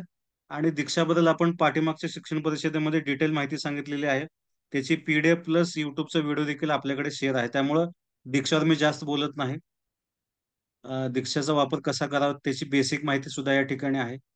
आणखीन आहे power point two video converter, अशा प्रकारचं एक आपल्याला सॉफ्टवेअरचा वापर करता येतो. प्रथम आपण जो काही पाठ शिकवणार आहे त्याची पण PPT बनवावी. त्या PPTचा आपण power point two video converter अशा प्रकारे आपण गुगलमध्ये सर्च केला की आपल्याला एक सॉफ्टवेअर प्राप्त होईल आणि त्याच्यामध्ये आपल्याला ही जी PPT तयार केलेली आहे तर ही PPT आपल्याला त्याच्यात ऍड करायची आहे आणि मग त्यावर आपण व्हिडिओ बनवू शकतो. पुढे आहे गुगल स्केचअप.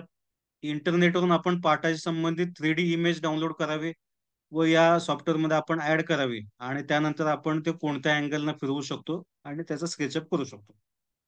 त्यानंतर आहे शालेय विद्यार्थ्यात लोकप्रिय असलेले 1001 फन ऍक्टिव्हिटी. तर याला आपण क्लिक केलं तर आपल्याला ते डायरेक्ट वेबसाईटला घेऊन जाईल. 1001 फन ऍक्टिव्हिटी आपल्याला या ठिकाणी मिळतील. गुगल इनपुट टूलच्या साहाय्याने आपण मराठीमध्ये टायपिंग करू शकतो. ब्लॉग, वेबसाईट किंवा आपल्याला जे टायपिंग करायचं आहे तर त्याचा वापर करू शकतो. फोटो स्टोरी, शैक्षणिक व्हिडिओ बनवण्यासाठी या सॉफ्टवेअरचा आपण वापर करू शकतो. फोटो, इमेज व रेकॉर्ड ऑडिओ ऍड करून आपण एक शैक्षणिक व्हिडिओ या ठिकाणी तयार करता येतो. पुढचं एक भरपूर मोठ्या प्रमाणात शैक्षणिक व्हिडिओ असलेले एक ऍप आहे ते म्हणजे डिजिटल साक्षर. या डिजिटल साक्षर मध्ये आपल्याला जवळपास 35 कोर्सेस या डिजिटल साक्षरमध्ये आहेत आणि जवळपास 3990 व्हिडिओज जे वेगवेगळ्या प्रकारचे अकॅडमिक आहेत, बिझनेस रिलेटेड आहेत, टेक्निकल आहे, सॉफ्ट स्किल आहे आणि डिझायनिंग कंटेंट असे वेगवेगळे प्रकारचे व्हिडिओ तुम्हाला याच्यात मिळतील आणि याचा देखील आपण वापर करू शकतो आपल्या अध्यापनासाठी. पुढचा एक आहे प्लिकर्स. तर प्लिकर नावाचं जे काही हे वेबसाईट आहे, या वेबसाईटचा वापर कसा आहे तो बघा. इथे शिक्षक तुम्हाला दिसतात आणि पुढे विद्यार्थी आहेत. प्लिकर वेबसाईटवरनं आपण साइन अप केलं की विद्यार्थी सर्व नावं आपल्याला टाईप करायचे आहेत. त्यानंतर प्रत्येक विद्यार्थ्याला ABCD अशा प्रकारे 4 प्रकारचे कार्ड मिळतात. तर ते कार्ड मुलांना द्यायचे आहेत. शिक्षक प्रश्न विचारतात. प्रश्न विचारल्यावर विद्यार्थ्यांनी समजा त्यांच्या जो काही ऑप्शन असेल म्हणजे वस्तुनिष्ठ बहुपर्यायी जे प्रश्न असतात तर त्यासाठीचा हा उपक्रम आहे. समजा प्रश्न विचारला की भारताची राजधानी कोणती आहे आणि 4 ऑप्शन शिक्षकांनी दिले. A Mumbai, B Delhi, C Chennai आणि D कोलकाता. तर मुलांनी त्यांच्याकडलं जे काही ABCD आहे तर त्याच्यातलं एक ऑप्शन असं समोर दाखवायचं आहे. तर ते ABCD न दिसता अशा प्रकारे सिम्बॉलिक दिसतं. म्हणजे जसं तुम्हाला इथं चिन्ह आहे तर सिम्बॉलिक असतं, ते ABCD नसतं, ते सिम्बॉलिक असतं. आणि मग शिक्षक त्या मोबाईलद्वारे डायरेक्ट त्या सर्व मुलांचे जे काही कार्ड आहेत ते कार्ड स्कॅन करतो आणि कार्ड स्कॅन केलं की समजा पुढे 30 विद्यार्थी आहेत तर 30 मधले एकूण किती विद्यार्थ्यांनी करेक्ट उत्तर दिले तर ते ऑटोमॅटिक लगेच इन्स्टंट समजतात. विदिन 1 सेकंड मध्ये आपल्याला समजतं किती मुलांचे उत्तर बरोबर आहेत. आणि हे जसं QR कोड असतो तर तशा प्रकारे QR कोड असतो ABCD ला. त्यामुळे ते एकमेकाच्या बाजूच्या मुलांना सुद्धा समजत नाही की बाजूवाला A दाखवतो का B दाखवतो, कारण ते सर्व QR कोड मध्ये असतात. अशा प्रकारे असतं. एक वेगळी ऍक्टिव्हिटी इव्हॅल्युएशन साठी आपण हे वापरू शकताय. पुढे आहे खान अकॅडमी. खान अकॅडमीवर खूप चांगला कंटेंट याच्यामध्ये आपल्याला मिळेल. गणिताचे विशेष करून चांगले व्हिडिओ आपल्याला खान अकॅडमी ऍपवर मिळतील. पुढे आहे वर्ड वॉल. आता या वर्ड वॉल मध्ये आपल्याला अशा विविध प्रकारचे कंटेंट आपल्याला या ठिकाणी मिळतो. त्याच्यामध्ये मॅचअप करण्यासाठी जे काही टेम्पलेट आहेत, क्विजचे टेम्पलेट आहेत, कार्डचे टेम्पलेट आहेत, या टेम्पलेटचा वापर करून आपण आणखीन टीचिंग एड तयार करू शकतो चांगल्या प्रकारचे. स्क्रीन रेकॉर्डर याचा वापर करून आपण व्हिडिओ तयार करू शकतो. ओबीएस स्टुडिओ हा आपण लॅपटॉप किंवा कम्प्युटर वापरायचा आहे. याचा वापर करून आपण शैक्षणिक व्हिडिओ तयार करू शकतो. गुगल लेन्स एक सॉफ्टवेअर आहे. आता गुगल लेन्सचा वापर कशासाठी होतो? आपल्याला एखादं लिहिलेलं कंटेंट आहे आणि त्याचा आपल्याला टायपिंग मध्ये कन्वर्ट करायचं असेल तर आपण गुगल लेन्सचा वापर करू शकतो. तर त्यासोबत आणखीन आपल्याला काही समजा एखादं फुल आहे किंवा एखादी माहिती आहे तर त्याचा पण फोटो काढला तर त्या फोटो काढल्यानंतर त्याच्याबद्दलची माहिती आपल्याला मिळवायची आहे. तरी सुद्धा आपण एक गुगल लेन्सचा वापर करू शकतो शैक्षणिक साधन म्हणून. गुगल ड्राईव्हचा वापर करून आपण विविध जी काही माहिती आहे ती माहिती आपण आपल्या गुगल ड्राईव्हला सेव्ह करून ठेवू शकतो जी आपल्याला ऐन वेळेस लगेच गुगल ड्राईव्हला जाऊन आपल्याला ती माहिती बघता येते. गुगल डॉक्स नावाचं एक सॉफ्टवेअर आहे की ज्याचा आपण मायक्रोसॉफ्ट वर्ड जसं असतं तशा प्रकारे गुगल डॉक्स आपण वापर करू शकतो. गुगल डॉक्स मध्ये आपण टायपिंग करून ठेवू शकतो सर्व माहिती आणि ती ऑनलाईन सेव्ह असते. अन अकॅडमी लर्नर ऍप याचं आपल्याला ऍप सुद्धा मिळेल, वेबसाईट सुद्धा आहे आणि अन अकॅडमीचं युट्यूब चॅनल सुद्धा आहे. म्हणजे तीन गोष्टी आहेत. पहिलं अन अकॅडमीचं वेबसाईट आहे, अन अकॅडमीचं ऍप सुद्धा आहे आणि अन अकॅडमीचं युट्यूब चॅनल आहे.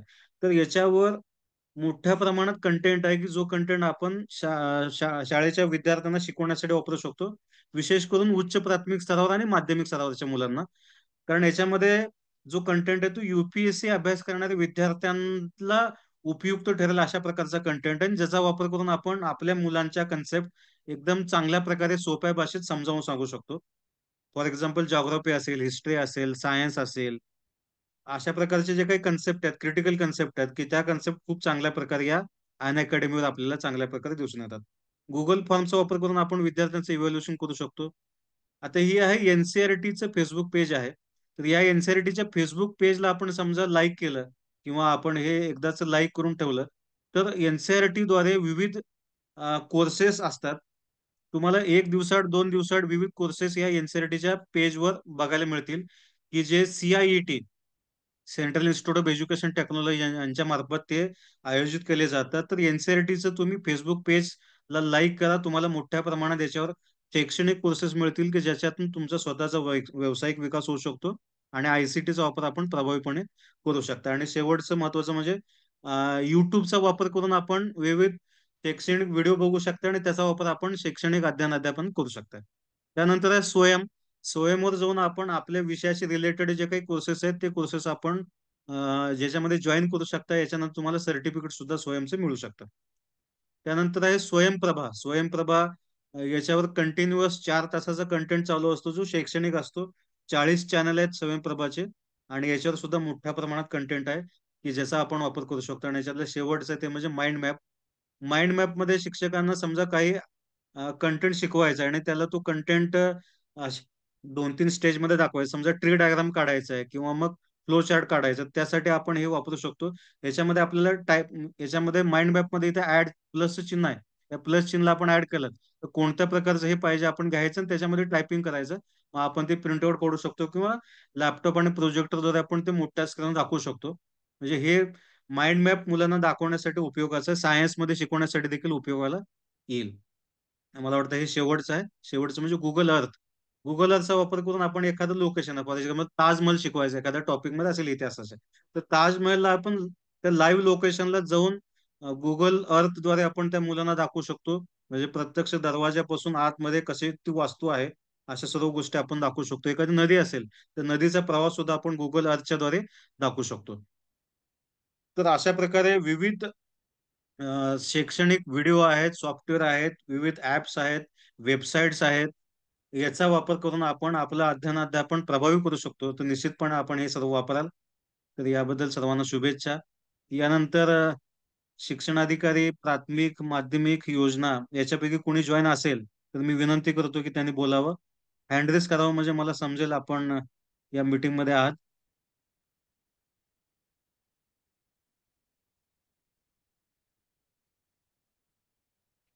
त्यांचे प्रतिनिधी कोण असेल तरी त्यांनी हा, कृपया हँड रेज प्रतिनिधी. करावा. येस. हा,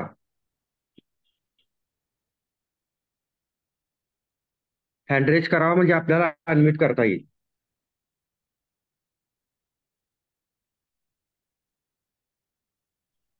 साहेब कोणी दिसत नाही. हा, दिसत पुढचे नाही. घ्यायला हरकत नाही कारण वेळ संपत आली आहे. नाही, आपले विषय झालेले आहेत. यानंतर साळुंके सर आहेत का?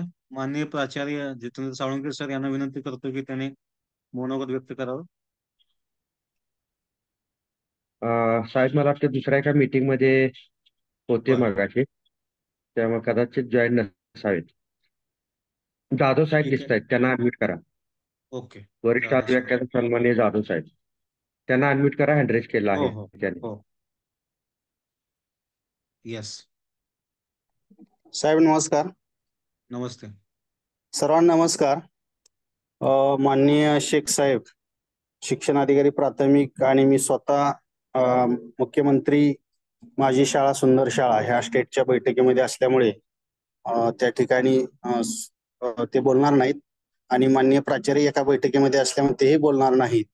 तर थोडक्यात या ठिकाणी मी सांगतो की जिल्हा शिक्षण व प्रशिक्षण संस्था सोलापूर व जिल्हा परिषद सोलापूर यांच्या संयुक्त विद्यमाने जून पासून आज अखेरपर्यंत म्हणजे सप्टेंबर पर्यंत सर्व केंद्र प्रमुख, विस्तार अधिकारी, गट शिक्षण अधिकारी यांनी अतिशय उत्तम पद्धतीनं या ठिकाणी प्रामुख्याने शिक्षण परिषदा सुरू आहेत.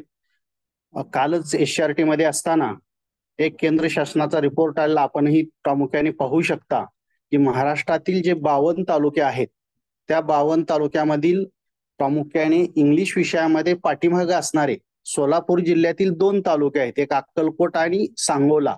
तर या 2 तालुक्यातील केंद्र प्रमुख आणि ते संबंधित असणारे सर्व अधिकारी यांनी लक्षात घ्यावे की जवळजवळ सांगोल्यातल्या 265 आणि अक्कलकोट मधल्या जवळजवळ 90% जास्त शाळा त्यामध्ये समाविष्ट आहे की ज्या ठिकाणी विद्यार्थ्यांना प्रामुख्याने इंग्लिश या विषयाचं असणारं नॉलेज हे फारच कमी आहे, लोएस्ट लेवलचं आहे.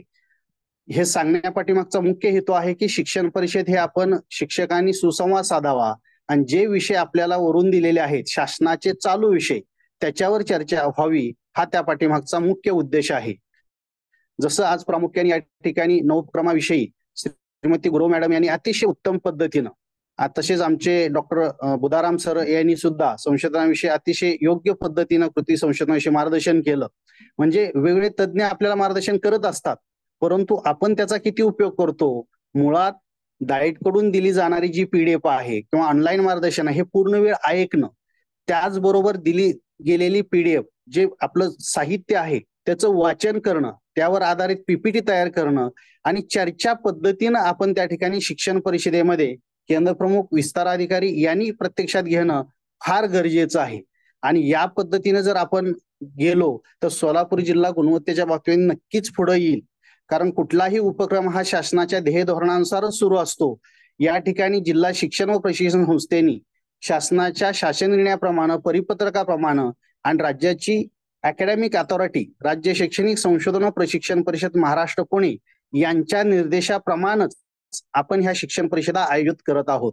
कोणत्याही प्रकारचं जादा वर्कशॉप किंवा काम आपण दिलं जात नाही, आणि म्हणून जिल्ह्यावरून दिलं जाणारं मार्गदर्शन ह्याचा योग्य उपयोग करून आपण सर्व अधिकाऱ्यांनी त्या ठिकाणी केंद्रामध्ये शिक्षण परिषद आयोजित करावी. त्याचबरोबर विषय साधन व्यक्ती असतील, विस्तार अधिकारी असतील, तालुक्याचे गट शिक्षण अधिकारी असेल, यांनी आपल्या तालुक्यातील असणाऱ्या शिक्षण परिषदेचं नियोजन करावं. एक प्रत प्रामुख्याने प्राथमिक शिक्षण अधिकारी आणि एक प्रत माहिती वास्तव जर डाएट सोलापूर या ईमेल वर पाठवली तर डाएटच्या सर्व अधिकाऱ्यांना जास्तीत जास्त भेटी देता येतील. याचबरोबर जे आमचे विषय साधन व्यक्ती आहेत यांनी सुद्धा वेगवेगळ्या शिक्षण परिषदेमध्ये गेल्यानंतर यापैकी एखादा विषय मार्गदर्शन करणार आहोत हे आपण ज्या केंद्रामध्ये जाणार आहोत त्या केंद्र प्रमुखाला अगोदर सांगावा, आपलाही सहभाग नोंदवावा आणि अधिक चांगल्या पद्धतीनं आपण सर्वांनी मिळून टीमवर्क व्हावं, हीच या पाठीमागची मुख्य उद्देश आहे. कारण विद्यार्थ्याची गुणवत्ता वाढवणं हाच या पाठीमागचा मुख्य हेतू आहे. तर पुनश्च एकदा आमच्या डाएटचे सर्व टीम, त्यामध्ये डॉक्टर शशिकांत शिंदे साहेब, डॉक्टर बुधाराम साहेब, त्याचबरोबर आमचे सहकारी बुधाराम साहेब आणि इतर सर्व टीम, कुलकर्णी मॅडम असतील, पुजारी मॅडम असतील, माननीय प्राचार्य साहेब असतील, तसे शिक्षण अधिकारी कादर शेख साहेब असतील, सचिन जगताप साहेब असतील, शिक्षण अधिकारी माध्यमिक, योजनेच्या आमच्या सहकारी मॅडम शिक्षण अधिकारी असतील, ह्या सर्वांचं परत एकदा धन्यवाद मानतो आणि या ठिकाणी थांबतो. जय हिंद, जय महाराष्ट्र.